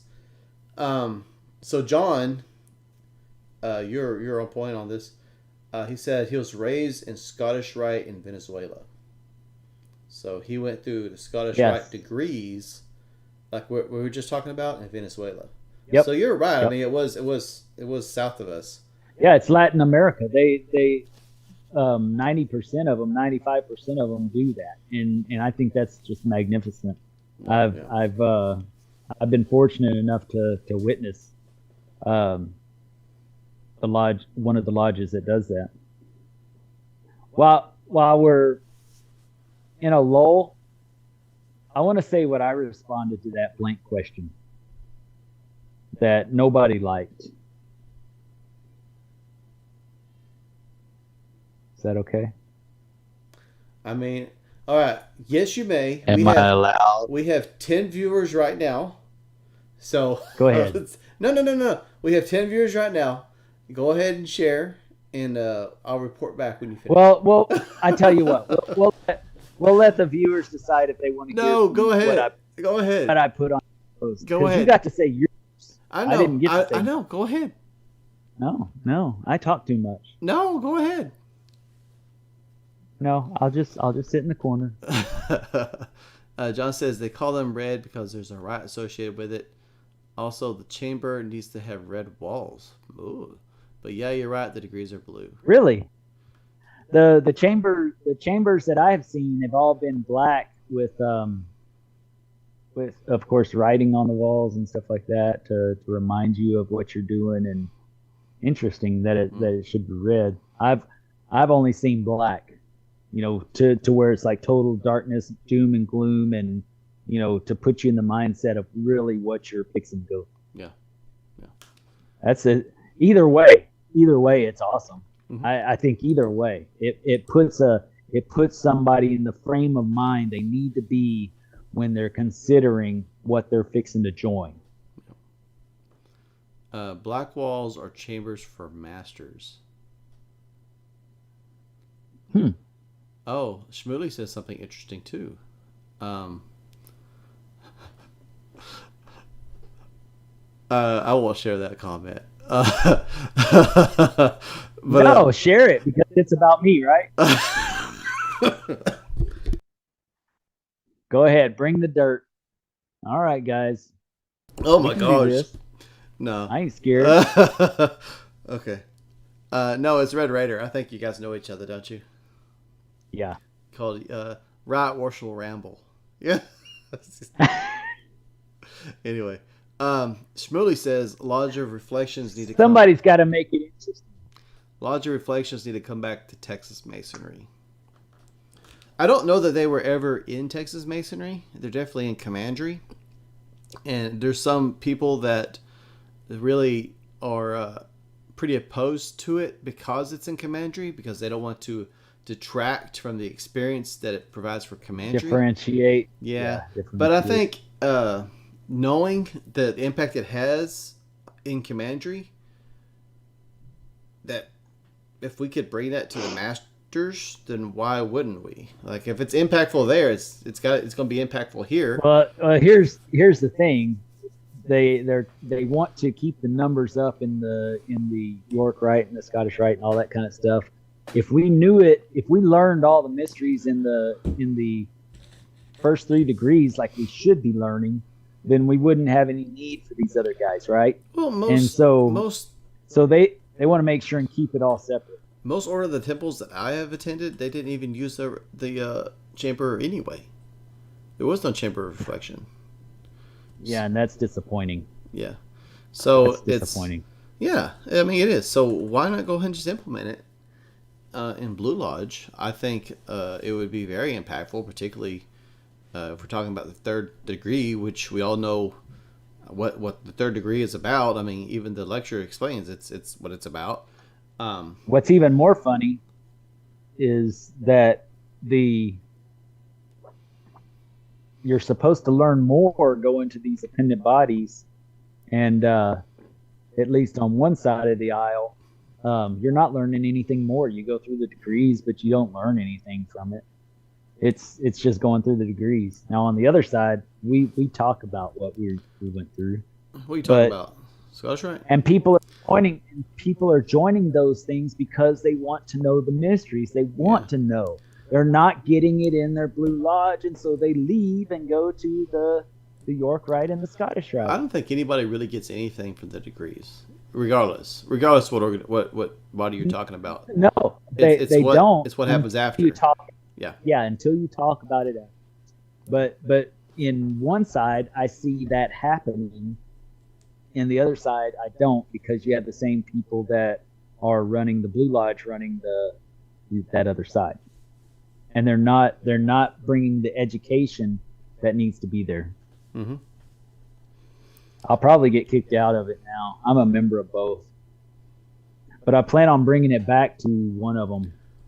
I plan on bringing it to them next year when I have a little more time. The real thing, and Shmuley, you'll get trouble, dude. I'm just saying. Something I've been contemplating in my head, and it goes back to like what's he saying? Huh? Who? What's he saying? Who? Shmuley. Shmuley? Oh no, it's good. We're good. Yeah. It's good. We're good. But something I have been considering lately, and it goes back to what I was in the context of what I was telling you earlier about the gym comparison, right? Like, you don't go to gym to run the place, right? Is Sean Rothberg still on? Hang on, I got kid stuff again. Sean, I just saw your That's awesome. Yes, throw it out there, man. Throw it out there. I'm grateful. That is awesome. I just saw your message to me, and that is so cool. I asked for it. I damn sure did, didn't I? That's funny. But you forgot some of it. So for all you guys who are not in on this joke, Sean Rothberg sent me a picture of me on here that says lodges are in business in big yellow bold letters. But you forgot some of it. You forgot to put lodges are in business. Wait. Lodges are a business to be in business, or lodges are in business because they are a business or something. Do something like that. That needs to be on there. And yes, send it out to the masses. Please do. Please do. Nobody can kick me out of Freemasonry for saying that. That's for sure. That is so awesome. That is awesome. I hadn't really paid attention to my phone a whole lot because I lose reception because I live in the sticks. So I wanted to make sure that I had good content for you guys. But while he's taking his hiatus with his kids, I'll tell you guys what my answer was on the app that we were talking about on Facebook's. I put, oh, here we go. Stop blaming others for our ignorance in finance, ritual, and the real meaning of the word esoteric studies. Get back to the mystique we lost in pursuit of cheap dues and big membership numbers. Letting lodges stay open that do not teach on the actual lessons of Freemasonry and not just memorization. Getting rid of the bigots that still linger in our fraternity, because that is not what we were founded on. That was my answer to the blank space in that question. And it wasn't as popular as Justin's. Justin's got a lot more shock value because his spoke directly on being cheap, and nobody likes to be called out on what they really are. But so Justin gets the award for that one. But I think that I spoke to truly what would make Freemasonry better is if we didn't do the things that detract, and we started adding to the things that would attract. So in Jordan, that's sorry.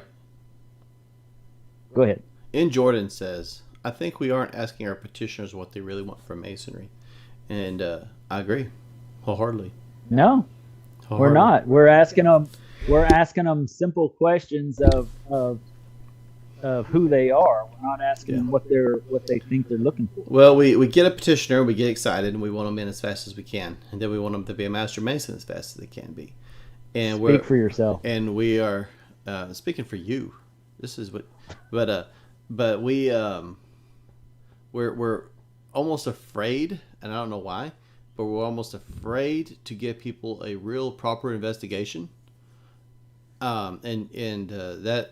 I've written posts about it on the website. We've made videos about what that should look like, and it's thorough. It's thorough. I mean, you even go on the Facebook page and look at the Facebook page, and a lot of people get defensive about that, probably because they have things on their Facebook page that you shouldn't be seeing.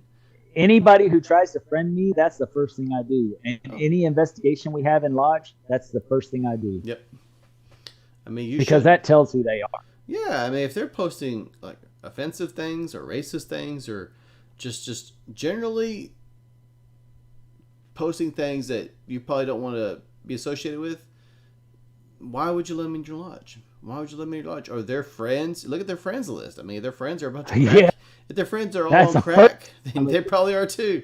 Don't hang out with them. When you have this good-looking professional young man on the screen, and then you see all these guys from Africa down there on the bottom, and nothing against Africa, but that's not who they represent. Obviously they're showing. What are you talking about? The guys that ask us to get the eternal light and this and that, they'll always have some picture on their profile of some intelligent looking young man or whatever, and then you look at all their friends and it's from the the lowlands of Well, Africa. it's And this idea that if you're a Mason, it, you're it's like rich they're or trying, famous. yeah, it's like they're trying to um, act like they're somebody that they're not to get in. And I'm not going to do that. I don't We had a care if message the other day, and it started off with "Hell the light. Can you tell me how to join?" I was like, dude, if you're gonna start off like that, you're not a good fit. Just and then I just yeah, blocked them. I I just saw blocked you it. answered that. Yeah, Yeah, I've been blocking a lot of those lately. yeah, yeah. I'm getting sour. I told you would. So But Olivier that's says conducting a good investigation is a the lot easy more than part. y'all. Being on the investigation committee and giving an unfavorable report to the lodge is the hard part. So I'm gonna Not for me. I'm gonna tell you a story, and I'm not advocating any of this in any way. I'm just gonna tell the story. And this is what my granddad told me. And granted, he died when he was 95 ish, about 2 or 3 years ago. So we're looking at probably like oh gosh, I think he joined like in the 1920s. But the approach that the lodge had at this time, and it's the lodge in this town. Yeah, back when they let anybody. No. Hey, And so I'm just they're messing with first of all, like they were thorough on their investigation, and if you he even specifically told me like if you sold beer or something like that, you wouldn't get in, right? But regardless of anything, regardless of who you were or who you knew or how much they liked you, you got blackballed the first time, every time. And you. the committee reports that you're talking about, Adam. And I asked him about that. It's like if they got blackballed, how come they didn't just do an unfavorable report? And the reports, he said, could always be tracked back because you know who you talked to. So if you find out you had unfavorable report, well, I know I had to be one of those three guys then. So everyone would give the report, but you'd always get blackballed the first time. And this idea was the people that really wanted to join for the right reason, they would come back. They would come back and join. They'd repetition. But yeah, and so that was kind of the process that they used to weed out the window shoppers at the time. As if you granted the investigation was thorough, but if you really wanted to be in, you would come back. And in fact, my granddad also said he petitioned with a guy at the same time, and they both got blackballed. And my granddad asked him, "He's like, hey, are you going to petition again?" And the other guy was like, "No, forget those guys." And I mean, that was exactly how it was supposed to work. It worked exactly. They got blackballed, and they said, "Well, forget about it. It's not worth it," and they didn't join. And Well, and I'm not saying and that's the best approach. I'm not saying do that, but it kind of makes you. It makes me think. That's all. That's all I'm saying. well, I I'll speak to the exact same scenario with a brother that was blackballed in our lodge not too long ago, and now he's a brother. I say not too long ago; it was 3 years, 4 years ago now. But he was blackballed, and he had to wait for 2 years to repetition. And he came back. He came back every meeting, every time we met. He was there to show that he was meant to be there. And then by the time it came around for the next uh, voting, there wasn't one blackball in the group. Nobody would turn him down. And I'm also going to speak to this as well because it's an issue that some people um, think that I think that people without money can't join Freemasonry or whatever. This guy is on a fixed income. He's on disability, and I was his top signer. He is a wonderful person and a wonderful Mason. But he prioritizes his finances to where he pays for what means something to him. And so, you know, it's a matter of I would rather have him in my fraternity any day than some of these guys that are either way too rich for their own good or or just sitting around doing nothing and claiming that they're Freemasons. Because this guy actually came in, he earned his spot in our fraternity, and he believes in what he does, and he pays for what he does. And he can't afford much, but he can afford Freemasonry, and he makes sure that he can afford Freemasonry because it means something to him. So that's my 2 cents on that. Just saying. Sorry, I ruined your grandfather's story. I honestly, I forgot I was even telling it. I was listening to you, and then I zoned out, so I didn't even remember. But I think I think I got most of I it. hope that you got all of it out. I've heard that story 100 times, and so have all these listeners. You just have such a hypnotic way of speaking. I just drift off, thinking of what you're saying. I know you drift off at night thinking about my soothing voice, don't you? Yes, it reminds me of well, I won't say. But something flatulent. See, we'll say that. The jokester finally did not have something to joke about. Yes, we'll leave it at that. We'll leave it at that. Well, man, it's What else are the brothers saying? No. What else are the brothers saying? They're all just talking about what a great point you made. Well, actually, I'll take that back. We had 10 viewers when you started. I think I said. We got -3 now. I've never even seen a negative viewer before. I don't know how that happens. Golly, they must hate us. Well, they must hate me. I don't know about us. I guess I need to just quit. I'll just quit Freemasonry altogether, and you can do it alone. Oh my gosh, all Freemasonry, all of it, man. That's I'll just quit it all. No, I mean you said I could do it alone. It's like, that's a lot to do, all of it. Yeah. Did they really just drop off? No. Oh, okay. I'm still here. So you're trying to shut it down, and people are still listening. Well, yeah. When I mean, it's late. We've been so lazy lately. We have not been lazy lately. Yeah, we've been lazy lately on getting content out to people. Brothers, I apologize. I can tell you, we've been putting stuff out every week. Even more so for the members. Like I'm still putting stuff out. What I'm doing right now for the members is I've been taking old videos and converting it to the membership, so it's all ad free. I had an endowment video that's been sitting in the back burners. I put that out for members only. So I mean, there's still content coming out. I mean, we're not slacking. Yeah. But no new stuff. Nothing of any new value on the cutting edge of Freemasonry. I mean, I just said I just released something new. Let's see. Oh, Sean posted. Sean posted some memes. It's you. Yes. Did you? He sent me. Yes, he sent me the a meme on Messenger. He said you asked for it. When he takes a breath, I might have time to talk. Only if I'm quick. And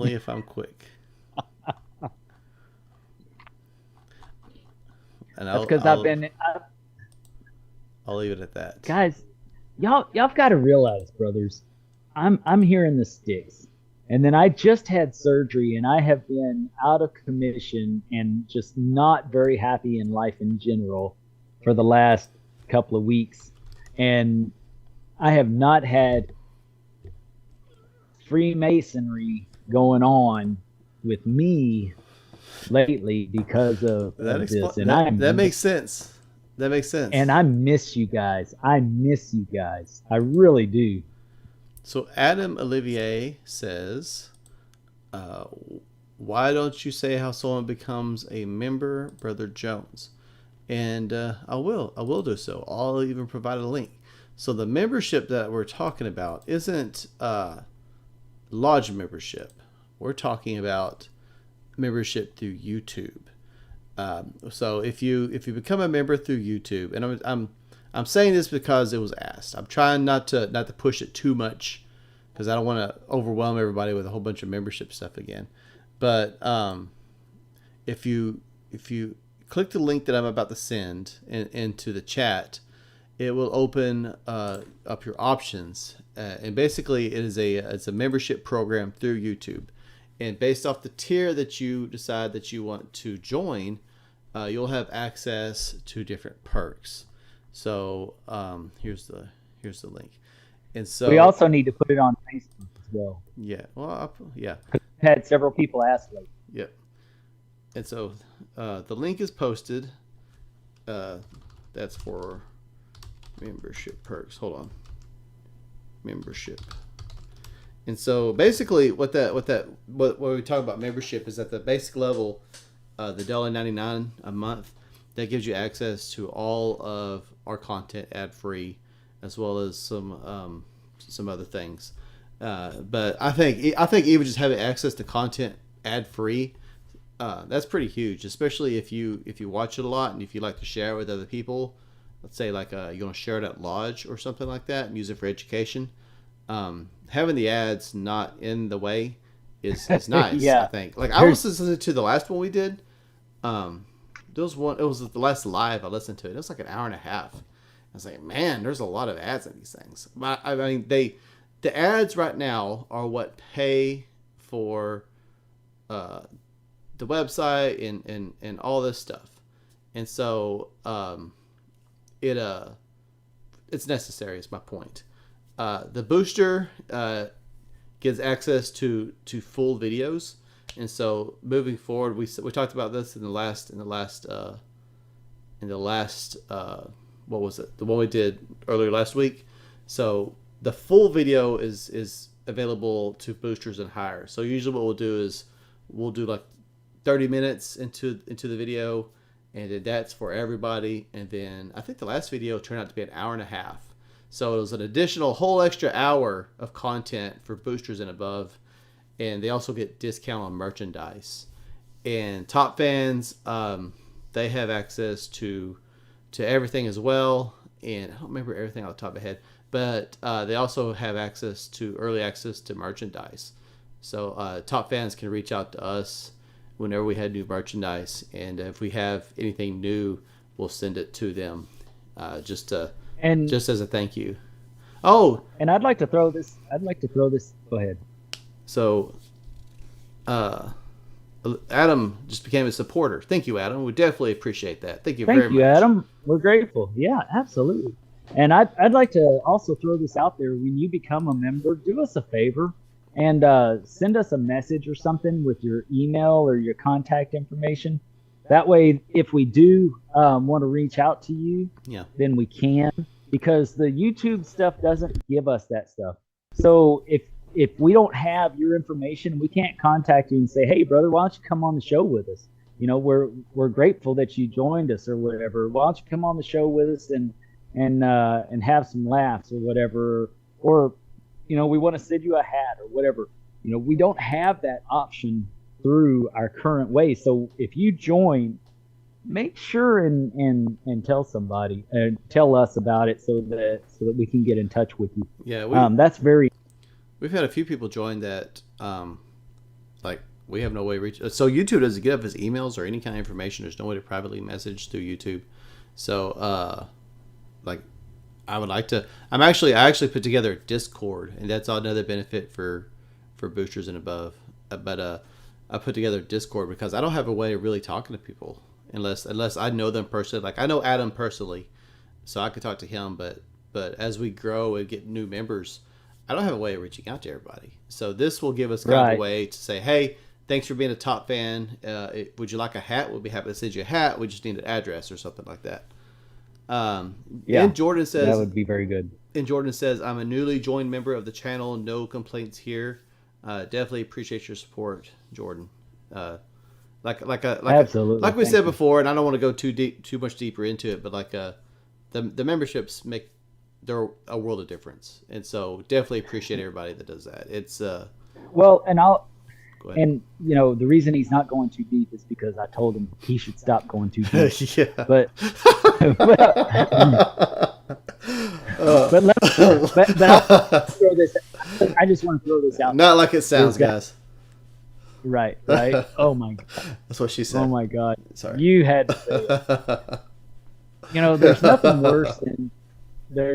worse than watching our brother finish giving a good solid point, and then right after seeing a commercial on vaginal cream. Yeah. You know, you just really don't want to. It kind of ruins the mood. Yeah. No, but seriously, the support that we're getting is actually what's helping us to develop the swag. It's also helping us to beef up our internet. We're fixing to redo it, our website. We also, you know, as most of y'all know already, we're also going to do the Masonic improvement movement, to where we take Freemasonry to some of these rural areas that don't get the kind of Freemasonry that you know we get to experience by travel. So I think that's going to help support that, so that we can do that. Speaking of which, that's all it is. I think there should be some kind of, and I'm just thinking out loud right now. Sean, you're not old enough to know what MySpace is, dude. Don't even. But anyway, I've been thinking about joining MySpace actually, just because it's still there. But I think when we do the in-person events, there should be some benefit for the members that can attend. I think like maybe if you've been like a top like a special have a scotch with the members kind of thing in a private room and just hang out and visit. And that'd be cool. Maybe like a special pen or like, I don't know. We need to, because I just thought of it as you were talking. We need to iron that out. But because they're already paying monthly. Yeah, they're already absolutely. paying monthly I agree. to be a member, and then they're going to pay whatever they end up paying when we do the live event. It's like, man, Right. they're going above and beyond. We should do something above and beyond. For them. Oh yeah. I agree wholeheartedly. Good. I'm glad. We would have done it either way. But glad You have my approval. You have my approval. Yeah. Young Squire. I actually, speaking of MySpace, I jumped on there a few days ago just to see if my stuff was still there, and I guess my content was so old they just deleted it. It had been so long since I went on there. Man, I had some awesome music and some background. Man, I've been seriously wanting to rejoin. I just haven't done it because I've been working on so many other things.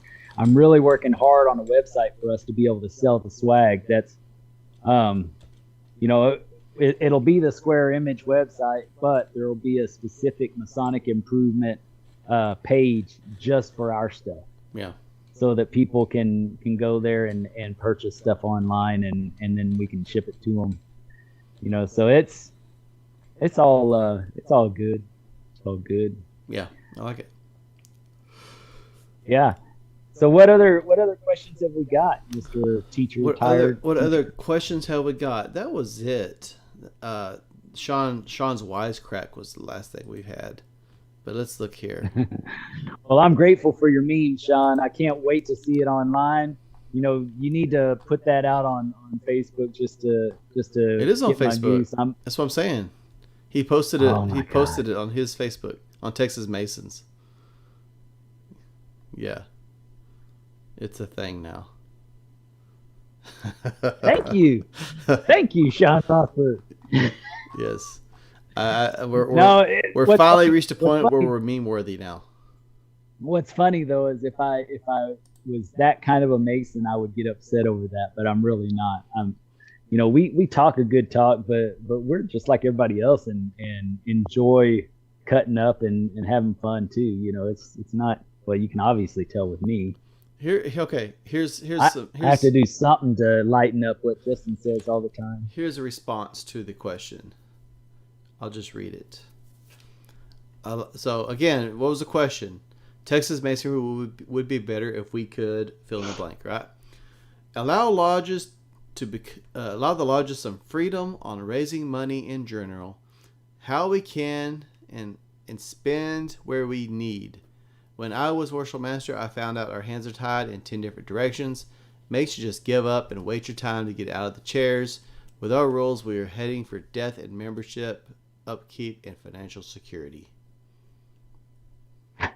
So so that person is saying that their financial security is based on fundraising. Really? Essentially. Is that really what that person is saying? Did you not see it? You said you read all the comments. Yeah, there's one that's been jumping back and forth. Big If y'all phony. have read, You said you read them all.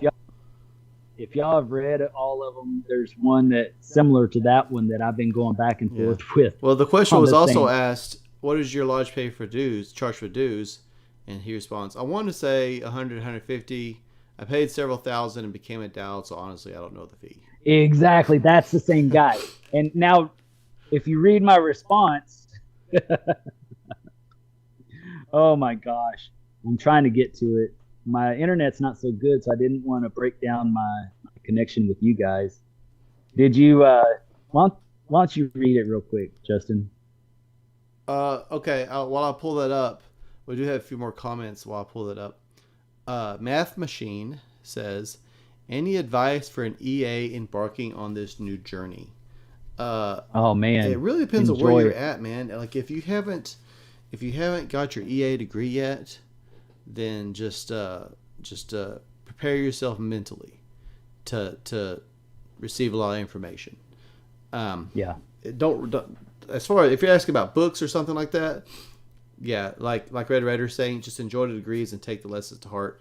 You don't have to do anything to prepare yourself yet. Just be ready to enjoy the degrees. Just go through, just experience it. Yeah. Don't worry about anything else. Just experience it. Once you become a master, man, you're gonna get all kinds of good stuff. And then, and go ahead. Yeah, go ahead. And then N. Jordan says, how do I get a lapel pin of the show's emblem? And thank you for all the shout outs as well. So N. Jordan was the one I mentioned earlier that he's also a member. We were actually talking about lapel pins a little bit ago. I don't know if you had hopped on yet.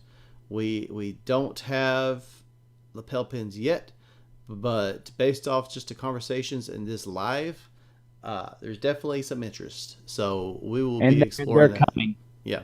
They're coming. We'll be exploring. So don't worry, they're coming. It's just a matter of building up to it. That's the only thing. Yeah. Because we're paying for this all on our own.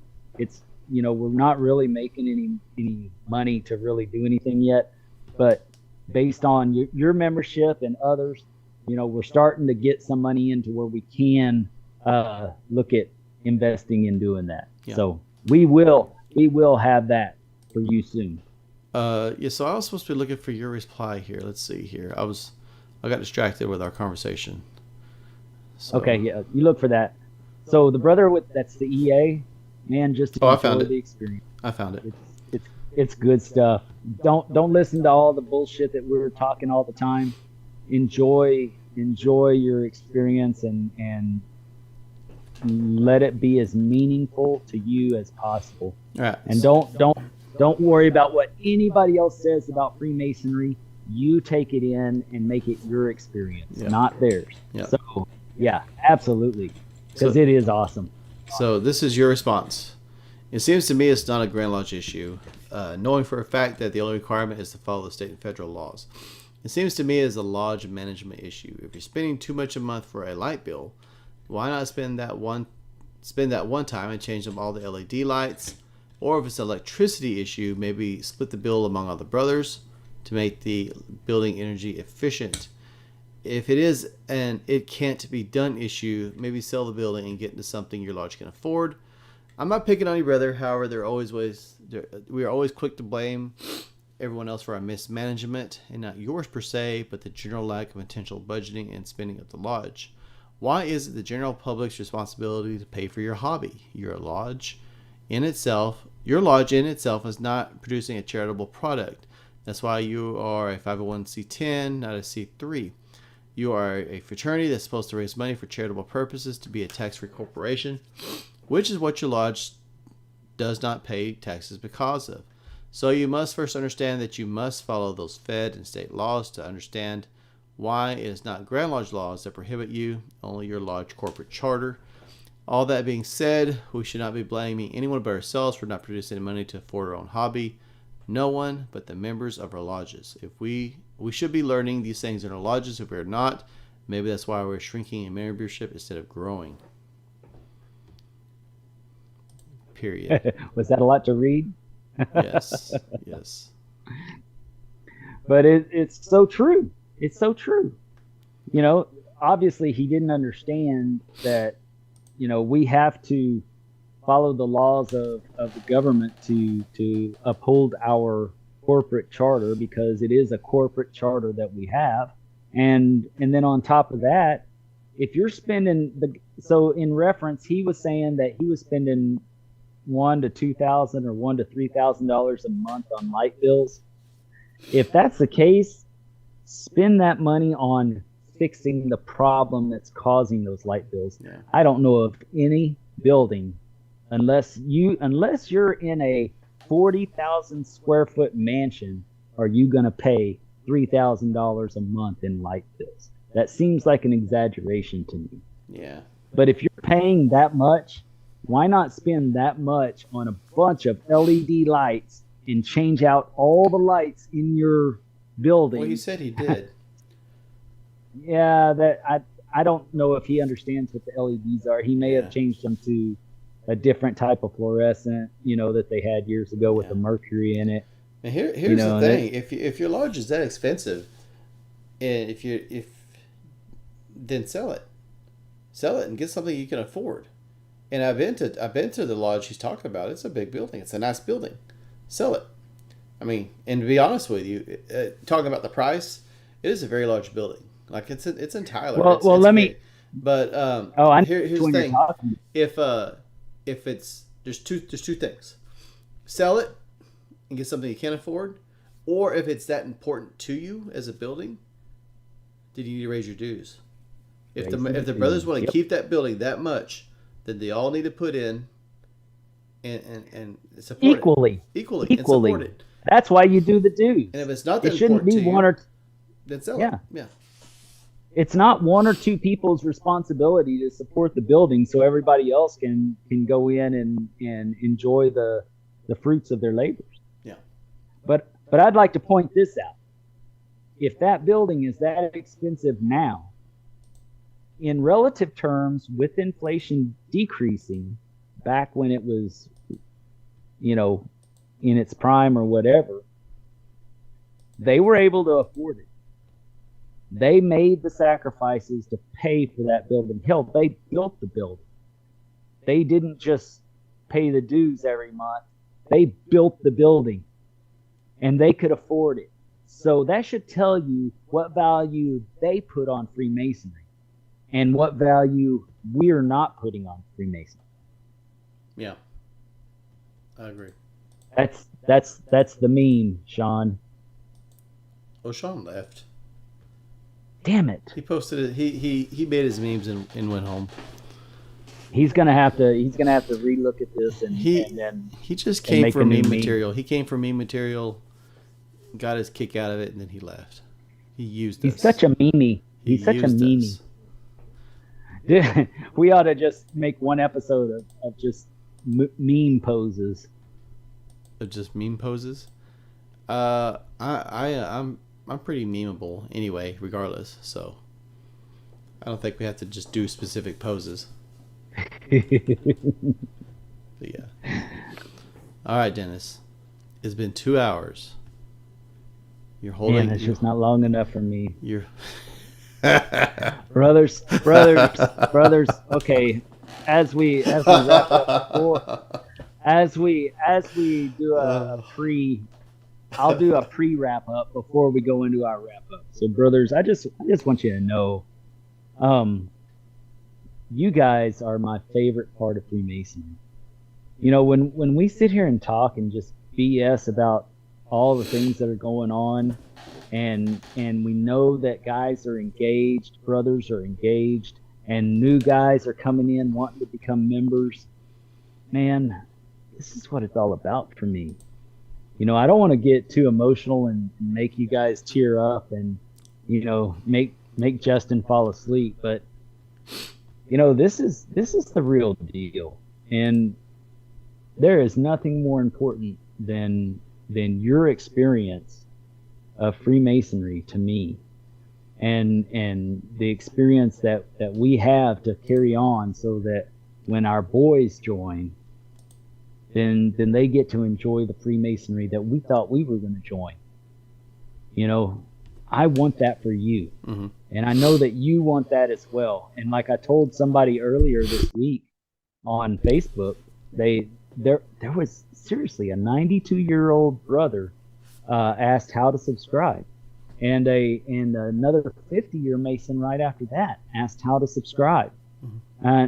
When we're making that kind of an impact, and we know that people believe in what's going on, we know that we're just speaking what you guys are thinking. Yeah. So Red Raider says, I have a Grand Secretary School to attend in the morning. I should be sleeping, but I love getting to visit with y'all. And that's what it's all about. That's what it's all about, man. It's all about messages like that, and then people saying that we're the reason that they got back into the fraternity. I mean, that means a lot. We love you, brother. Yeah. We love you, brother. And I would much rather you go to that Grand Secretary's School. Give Justin a big hug for me and tell him hi. He's one of my favorite people. I'm teetering on which Justin I love more, whether it's this one or the one that you're going to see tomorrow at the Grand Secretary School. You can say Duty. Duty. He's a duty. Oh my gosh, that's how you know it's getting too late, because then it starts getting delayed. Only people with kids would understand that. Yeah. No, but seriously, you know, we love you, Red Raider. Thank you for joining us tonight. It's been our honor and pleasure to have you here with us, and thank you for being a strong supporter. Mm-hmm. You know, you always show up and you give good stuff for us to talk about, and just wanted to let you know that. Thank you. Seriously. Yeah. Thank you, right worshipful sir. So was that your wrap up? No. Put a bow on it. Put a bow on it. Wrap it up. Oh, Right Worshipful Duty is not going to be there, unfortunately. Jason is in town, though. Oh, yeah. I'm just kidding. I like Jason as well. Reddit Artist, thank you for coming. Olivier, thank y'all for sharing some light. Man, it's always good to have you. Always good to talk to you. This is really hopefully I'll see you at Grand Lodge. Yeah. Yeah. And we'll see them sooner, because we're going to be doing this live a lot more often. This just proves that it's really something worth doing. Yeah, so I agree. We're going to be doing this more often. And brothers, you know, in wrap up, I will wrap up so that you can go to sleep, Justin. I thought you already wrapped on the up. things. No, I was just sharing some brotherly love. Was that your pre-wrap wrap? Yeah, that was my pre-wrap wrap. If you had been listening, you would have known that. Thank you for acknowledging me, my brothers. I'm hanging out with my family. Again, it means a lot to hear about your journey. So we appreciate you sharing that. Hug your family for us. Yeah, hug your family for us. Yeah. Brother, so we basically talked about a wide range of things tonight, and it kind of went all over the place, but that was a good discussion, and it's a fun discussion that way. When we're talking about what you want to talk about, you know, that just adds more value to what we're doing. And like I said, we're just speaking on the things that you're thinking. Mm-hmm. So, you know, that's our goal, and we're grateful for everything that y'all do to support us, and not just in you know, joining the subscription or whatever, but just coming on the show with us. Man, that's awesome. We love it. Mm-hmm. Just having that interaction, and to where we get to connect with you guys, because that's what Freemasonry is about. Is we share the secrets on the inside. On the outside, we're connecting and forming those bonds in these discussions, and so, you know, that's priceless. That's priceless. Yeah. So brothers, if you enjoy us, subscribe. If you don't, see you later. It was nice knowing you. Yeah. But I enjoy every moment of it. I appreciate you, Justin. You're one of my best friends. I have to say, nobody else will listen to me this long. So he is my best friend. Oh, let me unmute you. What?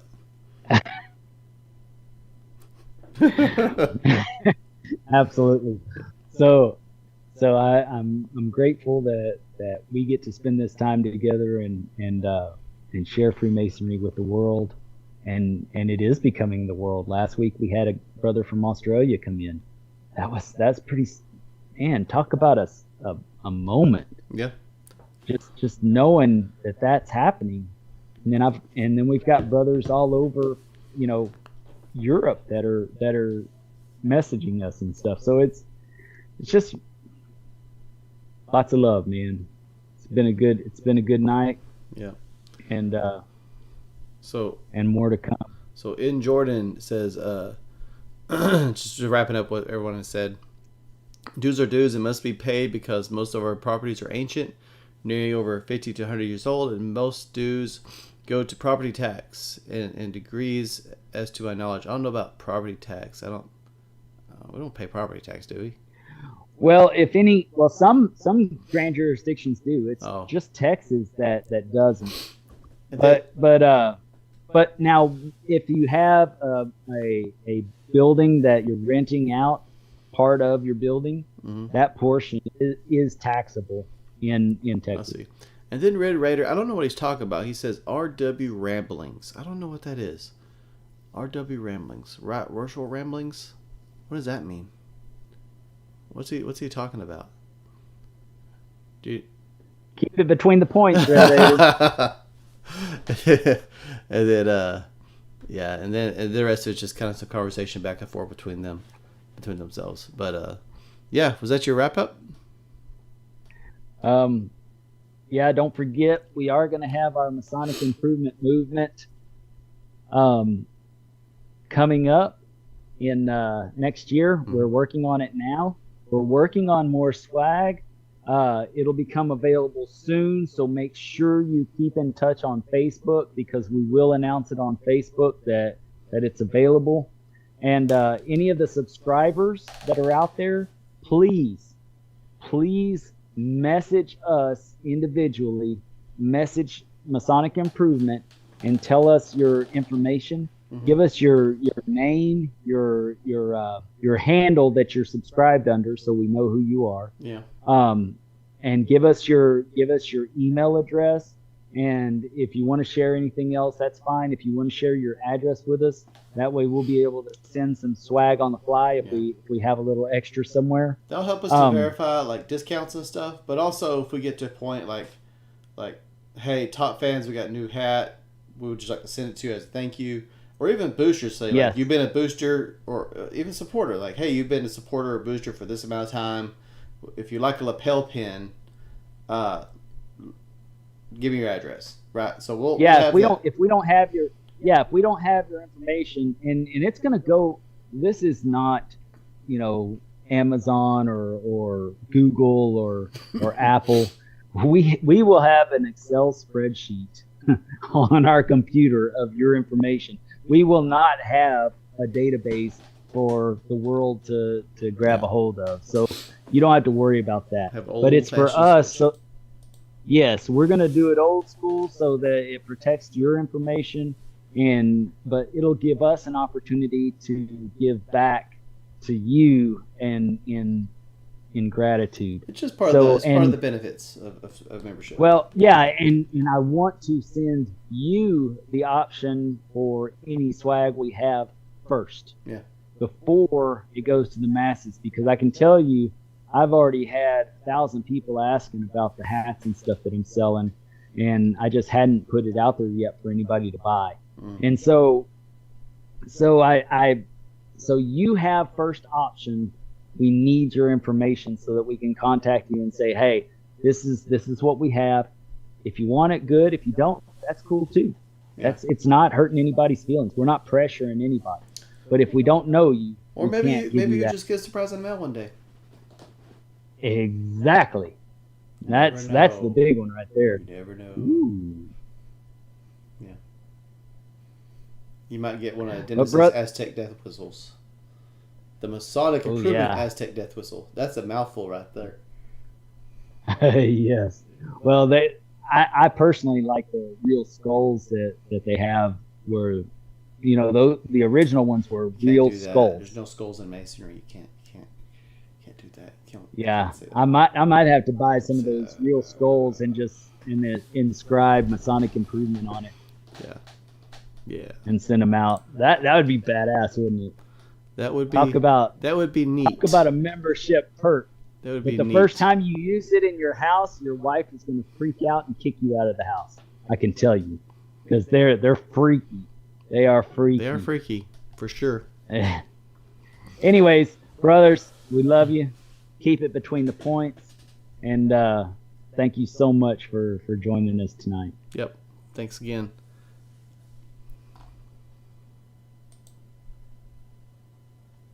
What, I said everything you wanted to say? Yeah, we're good, man. We're done. We wrapped it up. Let's see, end it.